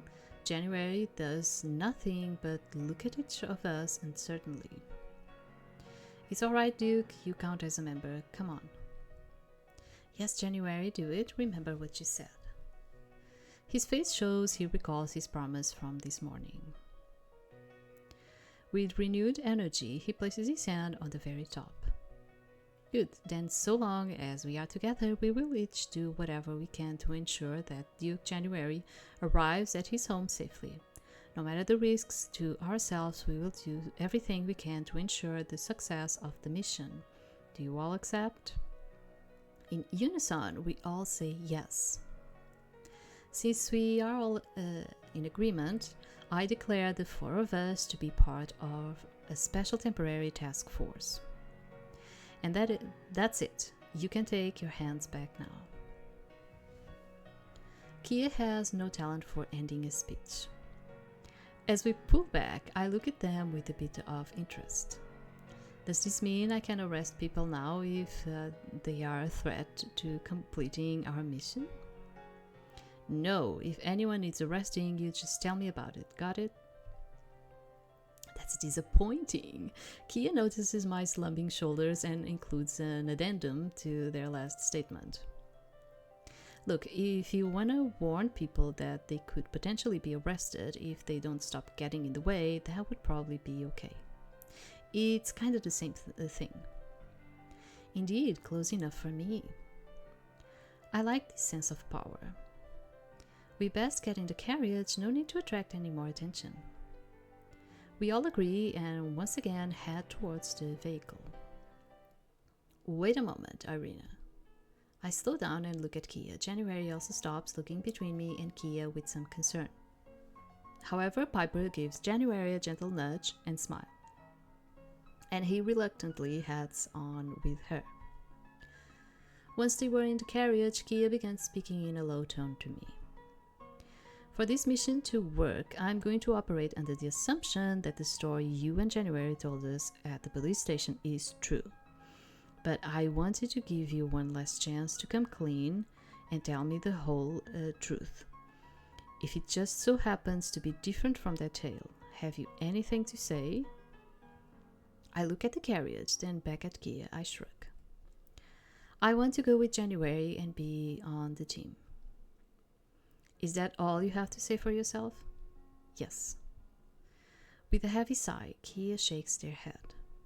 Fine, be that way, but don't think you are gonna get away with it forever. Now hurry up and get to the carriage. We've wasted enough time as it is. Kia turns their back on me and heads towards the gadabout. I need to see this word. Maybe after, yeah, but I do not know what it means. It's probably like the whatever carriage they are going on or something. I don't know what it is. Glad to be free, I rush off to join January in the carriage. When I open the door and step into the carriage, January greets me with a big smile. Welcome back, I hope Kia did not trouble you. No more than the usual, but it does not matter. I'm glad to be with you and on our way at last. What exactly did Kia say? I imagine you could figure it out for yourself. There is little else that Kia speaks about. Piper smirks at the comment. I can certainly guess. Well, I better get to the controls. Someone's got to drive this thing. She moves into the control position near the front of the vehicle, then begins flipping switches and things to get it fired up. The steam engine roars, and the whole vehicle shudders as it comes to life. Piper picks up the radio and presses a button. This is Piper calling Kia. You read me? Kia's voice crackles out of the radio. I hear ya. Sound quality is not so good on these things either. Yeah. How about you be grateful we have them at all? Piper laughs slightly. No need to get so uptight about it, Piper. Out. She clicks off the radio and sets it aside, focusing again on the controls. She pushes a lever and the steam carriage chugs forward. January turns to me with a bright smile. Just 2 days. I nod, smiling behind my mask. 2 days. The carriage rattles along as it moves, but the ride is smooth enough. It concerns me just the fact that we are just playing the story. And in terms of like the relationship in itself, like they are cutting those parts. The parts where they pass the night together, this part where they are inside of the carriage and they could be talking with each other about, their own thing. And that's like those are the things that are kind of like concern me. It's like, then what are we looking into in here? Is this really not supposed to be seen as a romantic visual novel, but more as a narrative-driven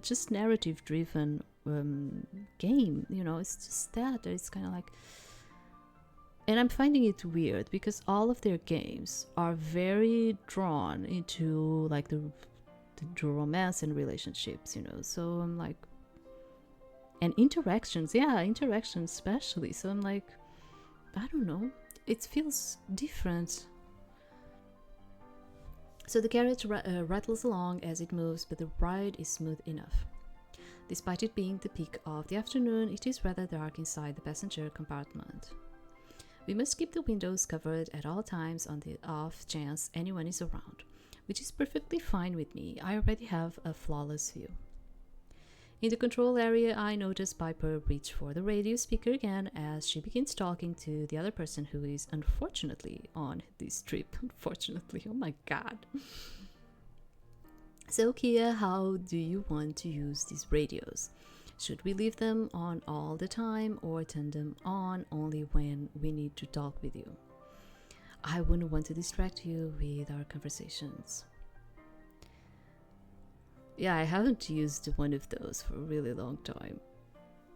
But like there was like one of the jobs that I did that we had to like kind of like control people, and we had to use them. Yeah, we had to use them. So like, yeah, but yeah, since childhood, right?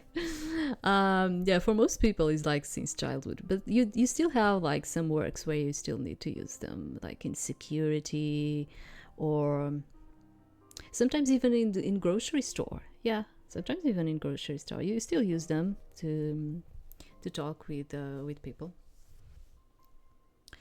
Right about that, the radios have to remain on the entire time and there will be no chatting. Keep things as quiet as possible. Yeah, there was like one time that I don't know what I was doing, but I needed to. There was like a lot of noise coming from it, and I hit it. I had to lower the volume, and I totally forgot. After the situation, I totally forgot to put the volume up again. Yeah, and that also turned out to be another situation because I was not hearing nothing. I was like, oh, yeah, no, everything is fine. Yeah, because I totally forgot. Oh my god. You expect us to spend the whole day in silence. Yes, unless it's an emergency, no one should say anything. Are you being serious? Did you not hear me the first 2 times? You cannot blame me for needing something so extreme reaffirmed. What kind of requirement is that? I need things quiet so I can pay attention to the surroundings and notice possible dangers. What is more important than that? I had things I wanted to discuss with January. Yeah, see. There is a little thud heard over the radio. I believe Kia hit the back of their head against the gadabout. Gadabout? I don't know how to say. I don't even know how to say it. I don't know what that is. Oops. Gadabout. What is this? Oh. This is not what I wanted. You know when you click on something and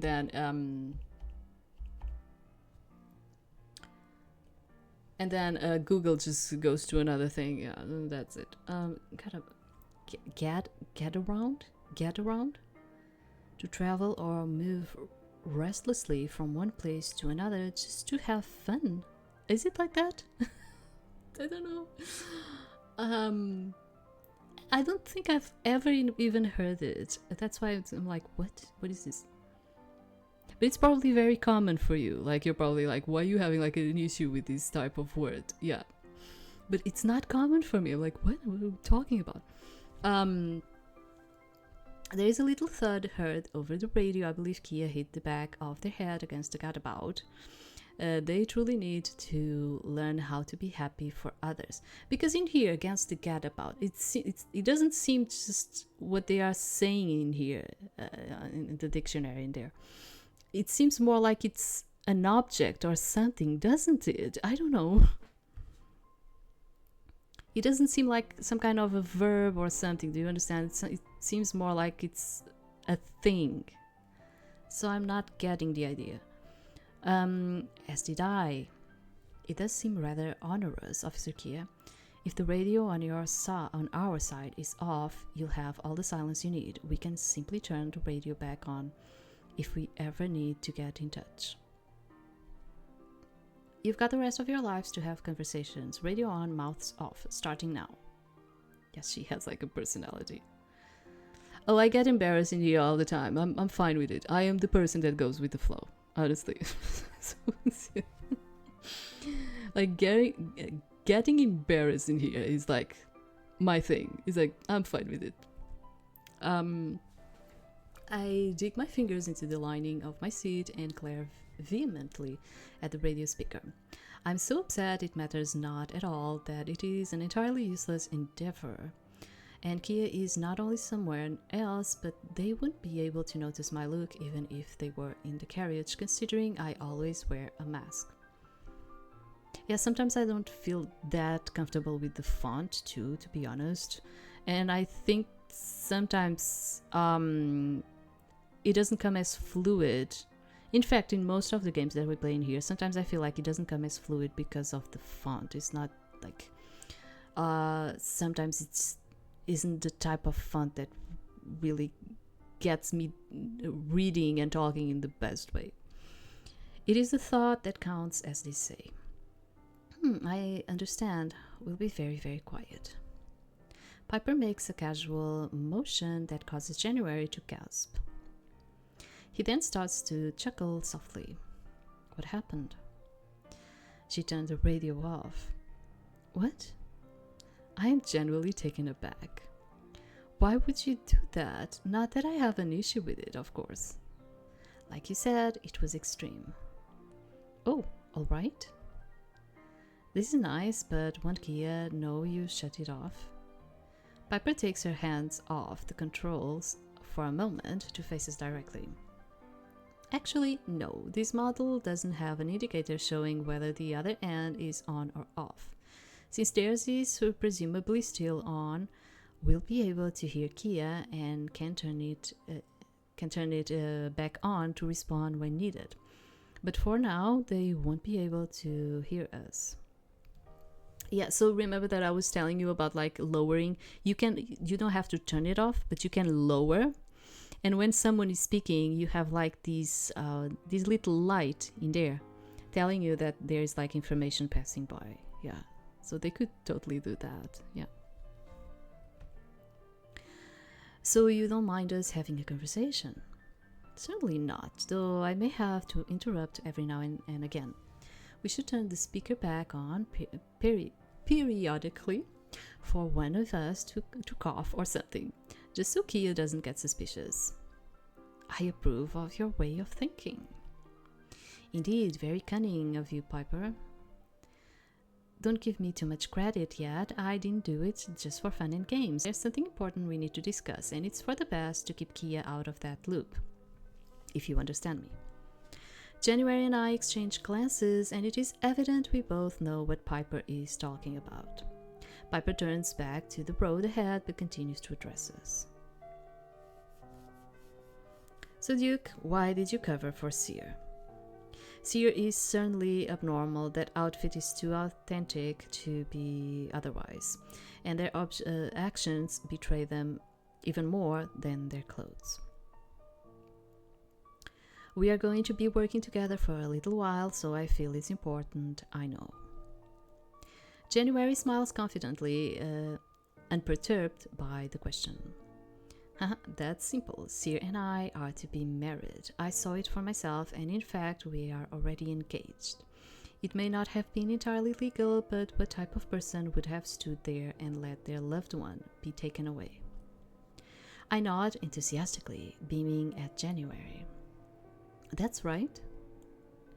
Piper yet again looks towards us. I have never seen her so surprised before. Why would you get engaged so quickly? What reason have we to wait? As I've said, I've seen that we will be married in the future. Precisely, why bother trying to put off the inevitable? Despite looking amused at the situation as per usual, I detect a hint of concern in Piper's voice. Oh, I can think of a few reasons. For example, January, are you certain this is even the person you are going to be married to? I can't imagine you've seen Seer's face, or any distinguishing features for that matter. I am quite positive from my vision I know the voice of my future spouse, and that they go by Seer on occasion. Doesn't it seem rather improbable that another seer who happens to sound identical to my seer would somehow find out about our future together, come find me, and temporarily pretend to be my future spouse until I meet the real one? I suppose that is rather unlikely, though anything is possible. I'll just say it's not a risk I would be willing to take.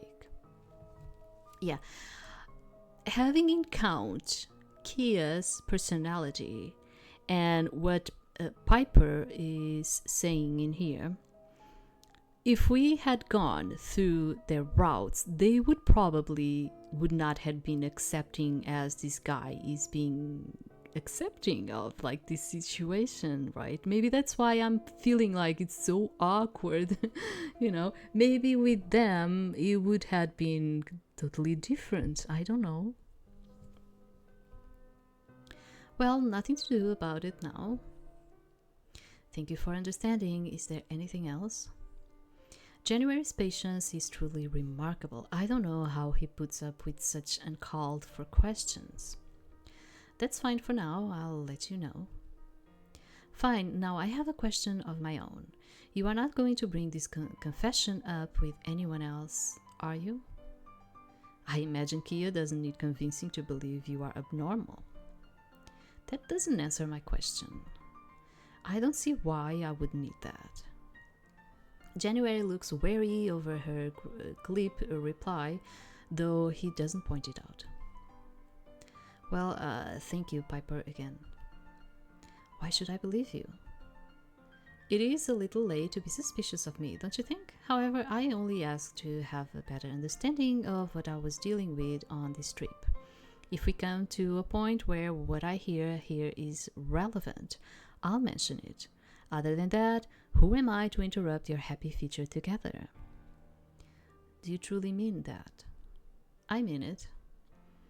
Thank you for not trying to separate us. Piper laughs, though it sounds a bit constrained. I wish you both the best. How nice. Oh, all this talk of my circumstances has reminded me of something crucial. Before anything else, there is something I must mention. Kia demanded I tell them what my real name is, so I was forced into picking a normal name for myself. To keep them from getting smug again, please refer to me by Irina from now on. Also call me she from this point on. That was another piece of information Kia demanded I revealed. Ah, sure. Certainly, Irina, that is a marvelous choice, I must say. My, thank you. It was simply the first name that came to mind. Still, it is splendid. And with that settled, I think I better help you understand a little bit more about my situation. Irina. Piper may be keeping our secret, but as she said, Kia is likely already against us. If the topic comes up, it would be best if you could answer accurately. That is so sensible, though honestly I'd love to learn more about you either way. Very good. To begin, I'll tell you that I inherited the title of Duke from my mother, Duchess Vian,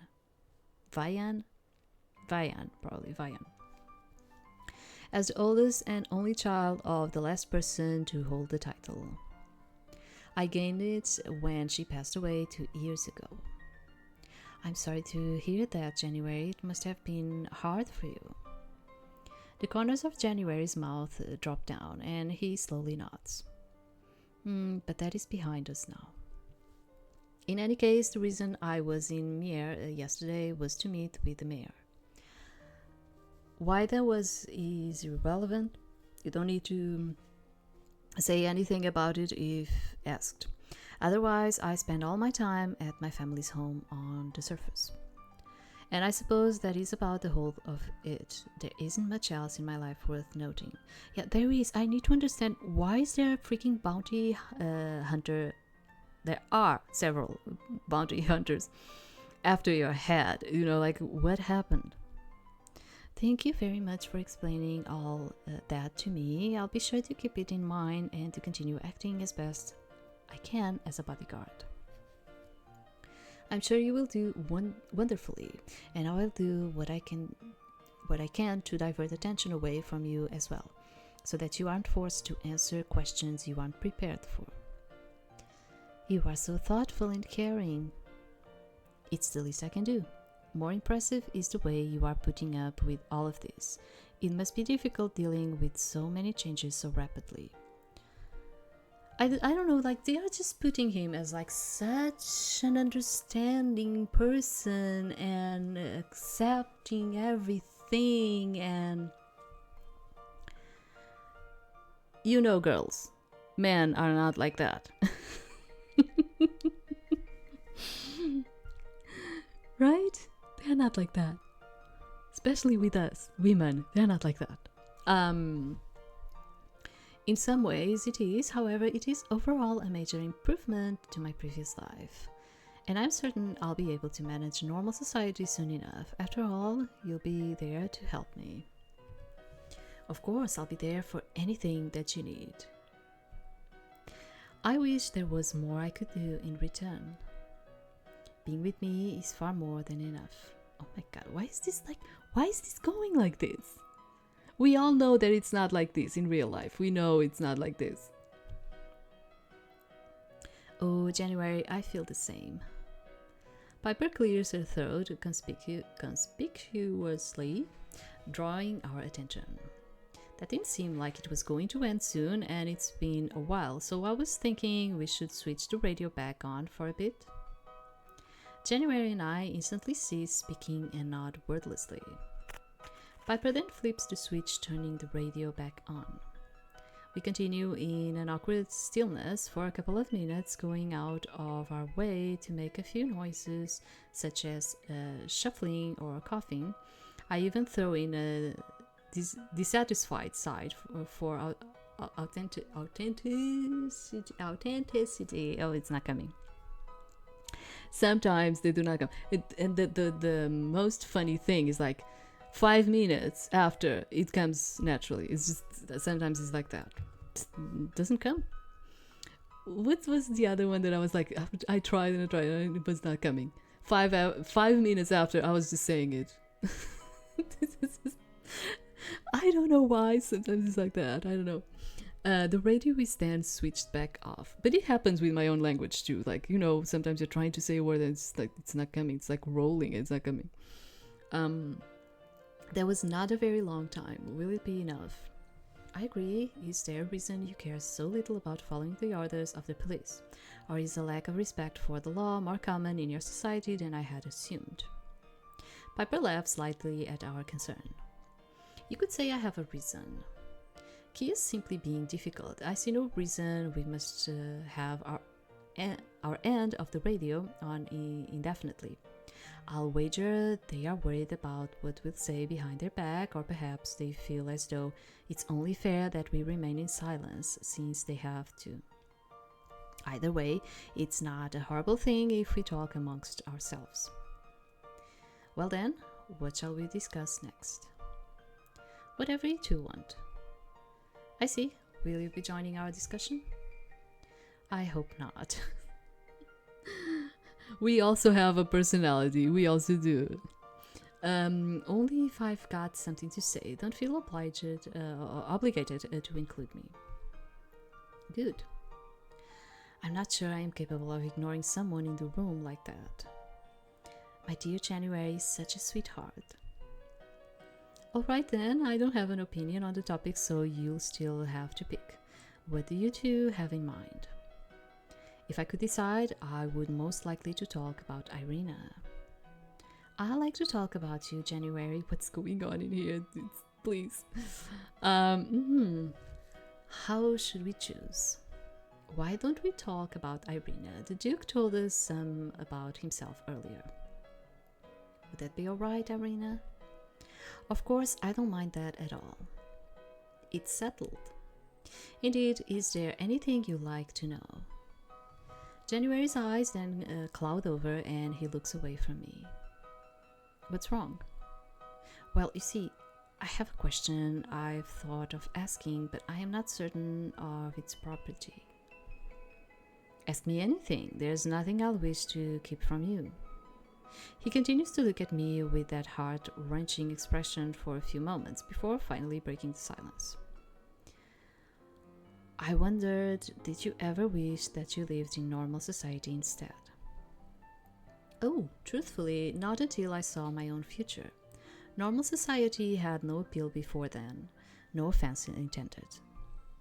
So where you lived before was nice. His expression has become somewhat complicated. I'm not sure what answer he's hoping to hear. Maybe he wants us to tell, no, it's totally fine. And he's like, then just take me there. No bounty hunter is going to search for me there. Maybe it's like that. Yes, I was quite comfortable back in the sanctuary.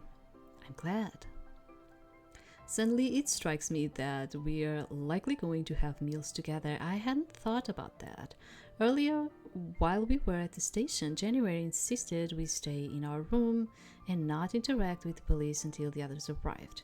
Because of that, neither of us had anything to eat whilst we were there.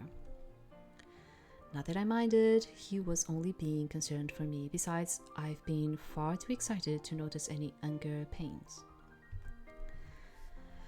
A still January and I's first meal together, what a wondrous occasion.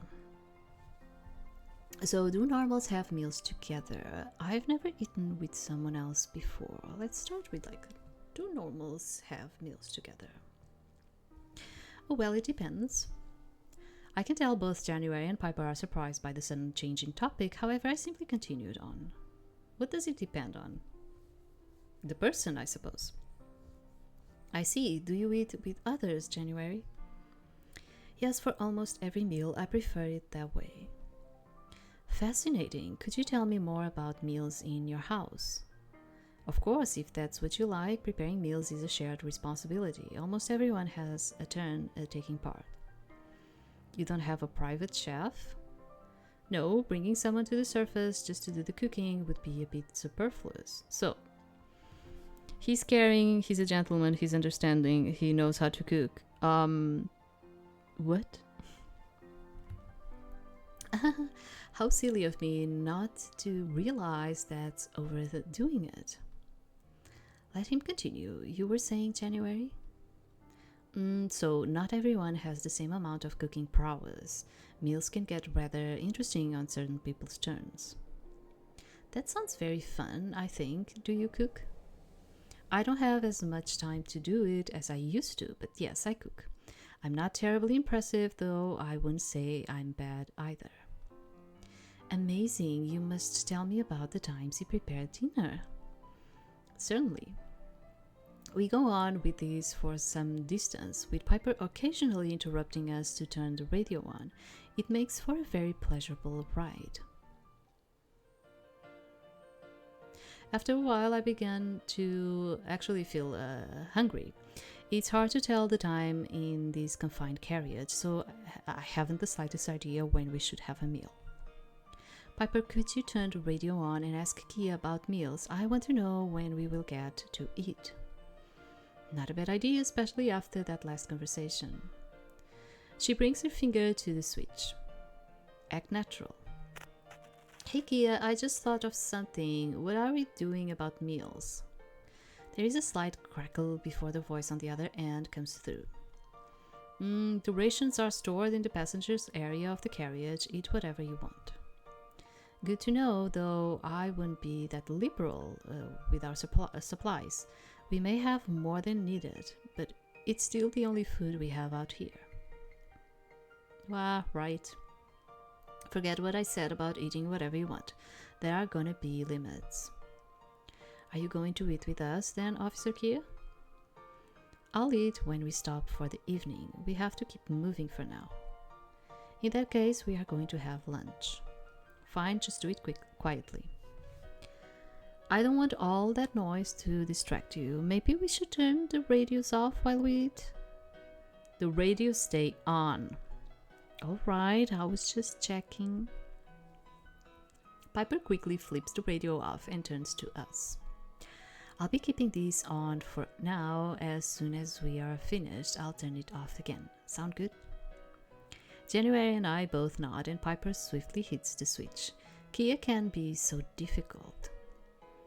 Start looking for the food then, you two. The two of us turn around and begin searching, he up high and me down low. After a moment, he announces that he's discovered something and pulls down a box. What's on the menu? Seems like mostly packages of preserved food and some fruit. You should each have one bag and one piece of fruit. That would be the healthiest thing. Whatever you say. I reach into the box and pull out 3 packages, handing one over to Piper and another to January, while he picks up 3 pieces of fruit and gives one to each of us. Piper bites into her fruit, an apple, but sets the package aside without apparent interest. I frown at the packages. Maybe we could stop after all. How are we expected to eat these while in the moving vehicle? Piper and Kia both say no at nearly the same moment. But if we stop, you could join our meal, Officer Kia. I told you I'm fine. I had plenty this morning, and we've got to get as close to the halfway point as possible today. It was a kind offer of you, January. January smiles at me, reaffirming my belief that there's no one else in this world I need. While January begins eating his fruit, I turn away so that neither he nor Piper can see my front. I then lift up my mask just slightly so that I can take a bite of my fruit, a pear. Are you all right, Irina? I quickly pull my hood further forward. Certainly, this is just how I have to eat. Thank you for asking. What do you mean? What are you doing in there? I sigh loudly, making a clear effort for Kia to hear it. I have to eat sitting on the floor and put the container on the seat. There's not much room in there. Can you understand that? Oh. January leans towards me and speaks softly. I'm sorry, Irina. I didn't mean to trouble you. I should have realized. Don't worry, it's no problem. We continue to eat our fruit in silence for a time until January chuckles slightly. It seems like all of us are hesitating to eat the packaged food. Why, there's nothing wrong with that food. You all shouldn't be so picky. I examine the package again and think the food looks dry and very unappetizing. I think I'll have another piece of fruit, actually. We don't have endless fruit, you know. Piper should not have given Kia that little bit of advice. Of course, they'll take the concept too far. There's plenty here for 2 days. Look, if you're so set on it, eat your entire meal now, and then if you still have an appetite, you can maybe have another fruit as a snack before dinner. You shouldn't just eat fruit for lunch. I groan and look dismally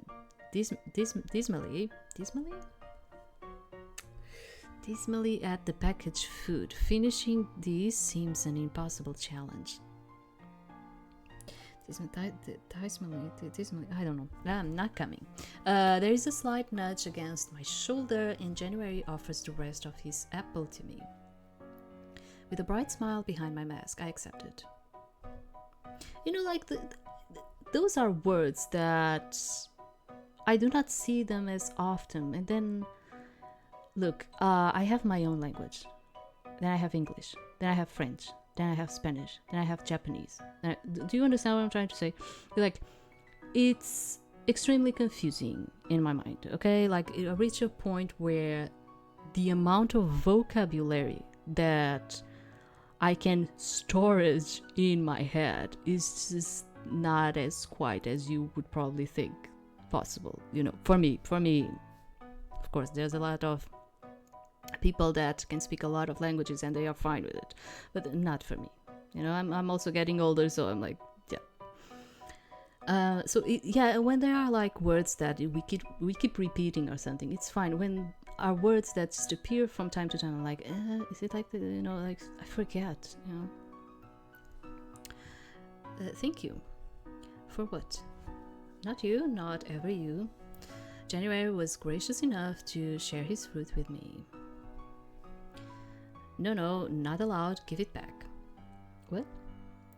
I can do what I wish with my portion of the supplies. I disagree, you are much bigger than Irina or any of us really and should be eating the most. Irina is just being childish. God. Actually, is one of each even gonna be enough? I doubt those serving sizes were designed with giants in mind. This has nothing to do with it. You can be a very tall person, and it's not because of that that you need more food to fuel your body.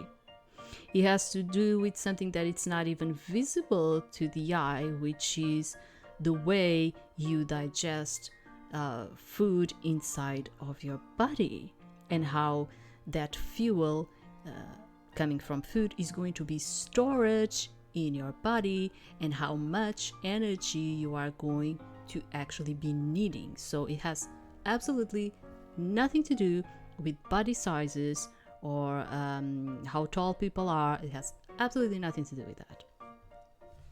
But we get like these misconceptions of things, you know, we do. Kia mumbles something too quiet to make out distinctly, something about forgetting just how big those food rations are. I look with new disappointment at my apple. Kia's right, January, I can take this. I would never forgive myself if you went hungry for my sake. I feel the same, and believe me, I'm quite already alright with this package. That's no excuse. You may feel fine now, but what about later? God, why are we having like these discussions in here? Yes, I had my own already. Here, take it back. January appears about to resist again when Piper speaks up. Really, you're all being so particular. If the Duke gets hungry later, we can always pull out more food. When I said we should be careful, this was not what I had in mind. Piper's interjection stops our conversation entirely, and we all say nothing for a moment. Right, you definitely should say something if you get hungry, January. This trip is for you, after all. You should get to eat as much as you like. I mean, honestly, like, I am not okay with our own personality, and I'm not okay with the other's personality in here either. Like so crazy. This Kia, she has like that sometimes kind of like annoying personality, but let me tell you, we have that kind of annoying personality too. Piper is kind of like fine. This guy is like, I'm fine with everything. I am your gentleman, the best husband in the world. So I'm like going crazy with this. Oh my god, I'm going crazy with this. Don't get that carried away. We still need to be. Yeah, I was not. This was not listed as a comedy, but it's becoming a comedy to me. Don't get that carried away. We still need to be careful. After a pause, Kia continues. I think you should eat an extra piece of fruit with your food package, Duke. That should be good. Does that mean I can have... No, eat your package and that's it, and no sharing. Fine, I'm eating it. Great, but remember, you are supposed to be quiet. The mood and my meal ruined by Kia. We finish our lunches in silence. The carriage ride dragged on for a while but never seemed dull. After our awkward meal, we were able to resume our chatting, turning the radio on and off as necessary. Eventually, Kia calls in over the radio and says it is time to find a place to stop. We follow the gadabout to a spot beside a river sheltered by trees that allow the waning light of evening to filter in. As we pull into the clearing, both vehicles come to a stop and we all exit. See, like, because they're two vehicles, and one is like that gadabout or something. So what is this? What is this? I still don't know what this is.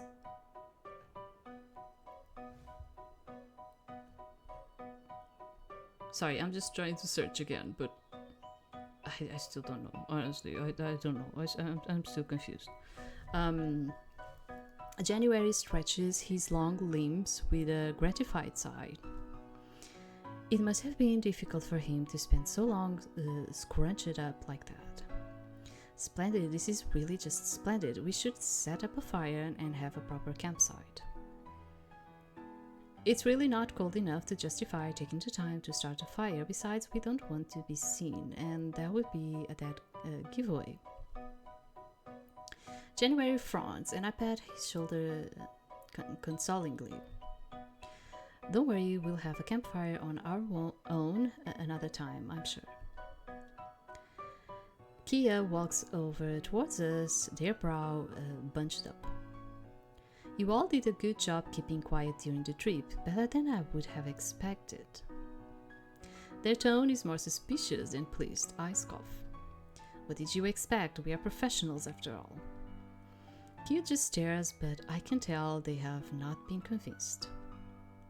If we aren't setting up a fire, then I will head down to the river. Hold on, there is no reason to do that either. You should head back into the carriage and stay out of sight. After all that time? No, I would prefer not to. Yes, besides, no one can see us now. I'm pretty certain no one followed us. There should be no danger in letting him stay outside for a bit. Why let our guard down? Someone could begin watching us at any time. In fact, Irina should really go back to.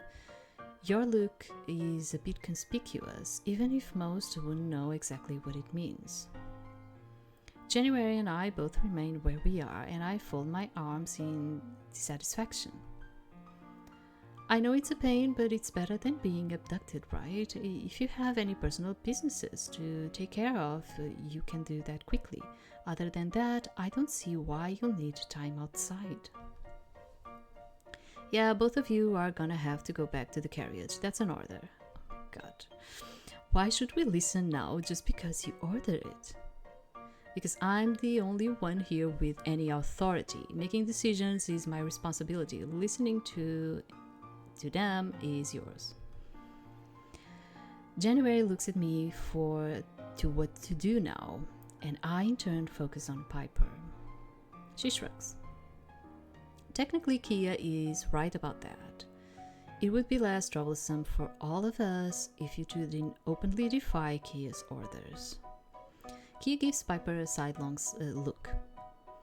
Openly? What are you trying to say with that? Piper just straightens her dress without looking at Kia. It's been settled. You two need to head back to the carriage. Kia's eyes reveal their irritation with the way she ignored the question, but the conversation has clearly moved on. January turns his head away from us, still unconvinced. I see no harm in it. Hey, I told you to get back inside. Fine, I will let you stretch your legs for a little while, but then it's back in the carriage. January gives no sign he even heard Kia, so I start to follow him, briefly responding to Kia as I walk off. That sounds more reasonable. I'm going to have my lunch now. Piper sighs, then I hear her following January and I. After Kia is in the carriage getting food, she speaks to us. You should have listened to Kia. You mean like how you did back in the carriage? This is different. Kia's concerns about being seen are serious. Yes, of course. Miss Piper, thanks to Seer, we all know that nothing dreadful is going to happen. I don't need to be babied. He's correct. Stop harassing him. Oh my god, we do have like a personality too, don't we? Like, I understand how to put it. I actually understand. And I think Piper is probably like my favorite girl in here.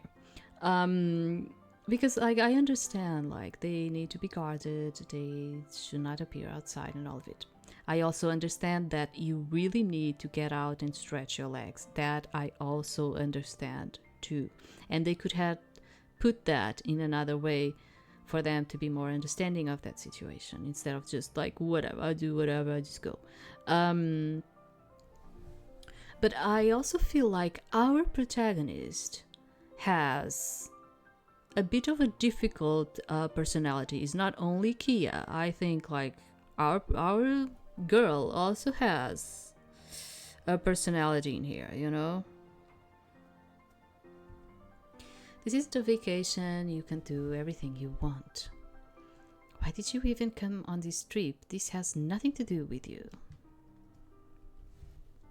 Considering I'm already here, it doesn't really matter, I would think. No, I believe Seer makes a good point. I too have wondered what you intend to gain by participating in this. I have the kind of experience this expedition needs and have time to provide it. A person in my position is almost obligated to help. What do you mean by experience? Among other things, dealing with bounty hunters.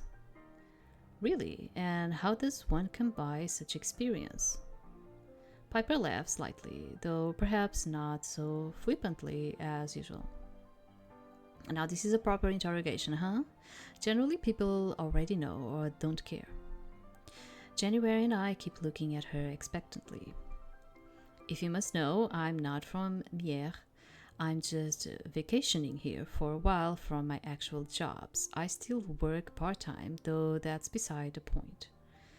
Maybe she is herself a bounty hunter, disguising herself as like being like someone that is on the right side. We don't know. How ironic, you specifically pointed out how this was not a vacation, and yet the only reason you are here is because you actually are on vacation. True, that is funny. Piper gives a tight smile. Indeed. Anyway, my usual work is as a cartographer and collector. Since I specialized in some expensive stuff, I often run into bounty hunters looking to make a profit of their own. I've dealt with them many times, which is why my skills will be useful here. That seems like a rather unpleasant lifestyle, if you ask me. Yes. However, I still find it odd you decide to join simply for generosity's sake.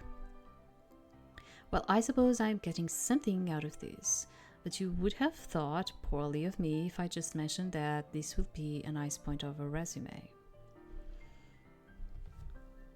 In all honesty, Duke, the main reason I am doing this is because I know with certainty the chance of success would have been lower without me, and watching someone walk off into a chase with Trinette may as well be watching someone walk off to the slaughter. She's ruthless. Now, if that's all... Piper then turns and waves at Kia, motioning for them to come over. Kia doesn't look eager, but puts down their food and heads to where we are. I think we are done stretching now. Good, then everyone back into the carriage. January looks upset again, so I decide to speak up. We want to stay outside. I really see no necessity. Even should some incident occur, I am certain I will be able to handle it. You need to start taking this more seriously. Right, it doesn't really matter if you can, it's better if nothing happens. Now go already. With a heavy sigh and a defeating look, January concedes and makes his way towards the carriage, dragging his feet the whole way.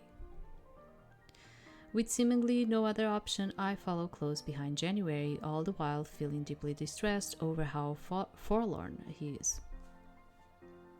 As he walks, he doesn't seem to be paying attention, and suddenly his foot catches on a root. He perilously stumbles forward, but is able to catch himself before he hits the ground. However, his opera glasses fly from his grasp as he falters. Before the inevitable impact, they instead stop and gently bop up and down in the air. All of us stood with them, staring at the floating frames. January straightens himself and his glasses rise with him, remaining close at his side. Well, that was rather close. He takes them again in his hand, trying to act as if nothing out of the ordinary had happened. So that's how it is. I stare in disbelief, hardly daring to accept this wonderful surprise. You are abnormal. We truly are meant for each other. January looks uncomfortably at Kia and Piper but nods to me. Yes, that is so. I would prefer if we kept this between our little party here. Kia makes an explosive sigh and begins pacing around, waving their arms about. Of course, of course, of course. There's no other reason a family suddenly leaves the public eye, is there? No one should even be surprised. Well, this is going to be trouble. Thank you for playing. We hope you enjoyed the demo. I am very confused with this one. I'm very confused. I don't know. Like, I don't know. The whole experience thing. Yeah, I'm just like looking what is in there. Honestly, I don't even know what to say. This was very, very, very strange indeed. And let me tell you, as I said, I've played other games from this developer, and I think this was the most, I don't know, strange one, and like all of the process of the thing, which is the way it started, how everything was very accepted, they not actually talking with each other in terms of what was going on and just being like, because we are husband and wife, you know, kind of like clashes of personalities in here. And in fact, me feeling more towards the end, me feeling that I could not even immerse myself in this type of personality that our protagonist has. It's like, she's just like, yeah, I don't want to be with this one. I don't want to be with the other one. I don't like you either. You know, it's just like that.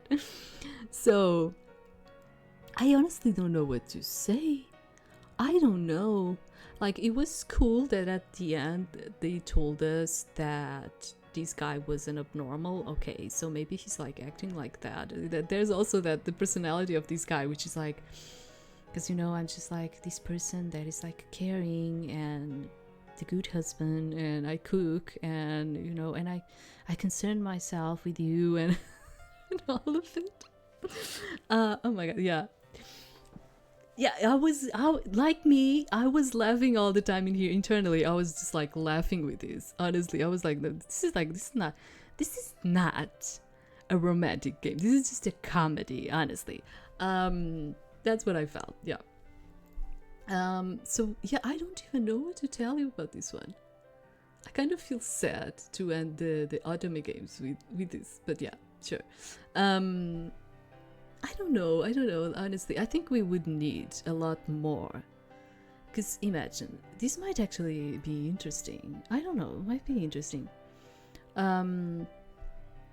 But I end up having like, absolutely, let me tell you, I end up, it's not, yeah, it's like, for us, it's 10 euros. For you, I don't know. But, it ends up, yeah, no partial voice, yeah. We didn't hear any. It's one of those where I'm like, maybe as you go along, it ends up being more interesting.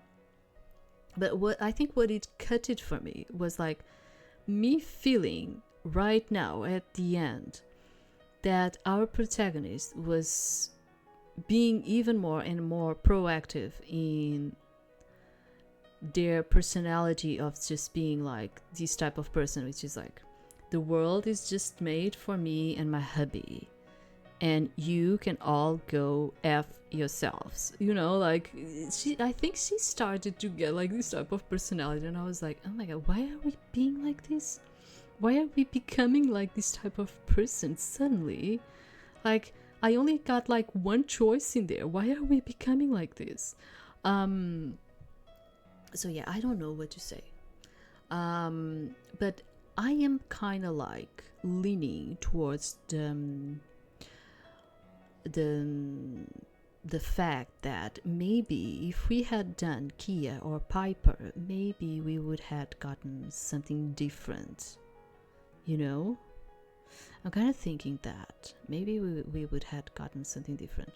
But if our personality was going to be like that, even with their routes, I would not like it. I was not liking the way that our personality was going into. I was not liking it. But I'm going, as usual, I'm going to leave the link in the description here. I was not expecting this one to take this long. I thought this was going to just take me like 1 hour from what I saw. So I am having like a situation in here which is like looking at the hour and I'm like, I don't think I'm going to be able to bring another one. And I could, like we could, we could bring another one, but the other ones that I have are going to take me 2 to 3 hours to fully complete the demo, at least the ones I have right now in here. And I'm not going to have time for that. And then I will have to break the game and just continue tomorrow. And I'm like, if I could avoid that, I would prefer to not do it, okay? So unless they are really, really long, I always prefer to finish them in here, unless when I don't have time, okay? Okay, another thing that I want to tell you, which like some of you actually asked me,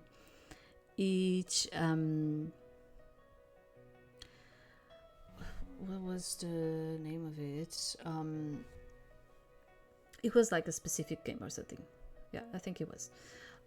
Which is from Ebihime. Let me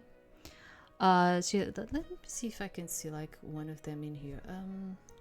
Trying to remember like the name of one or something to get there faster, but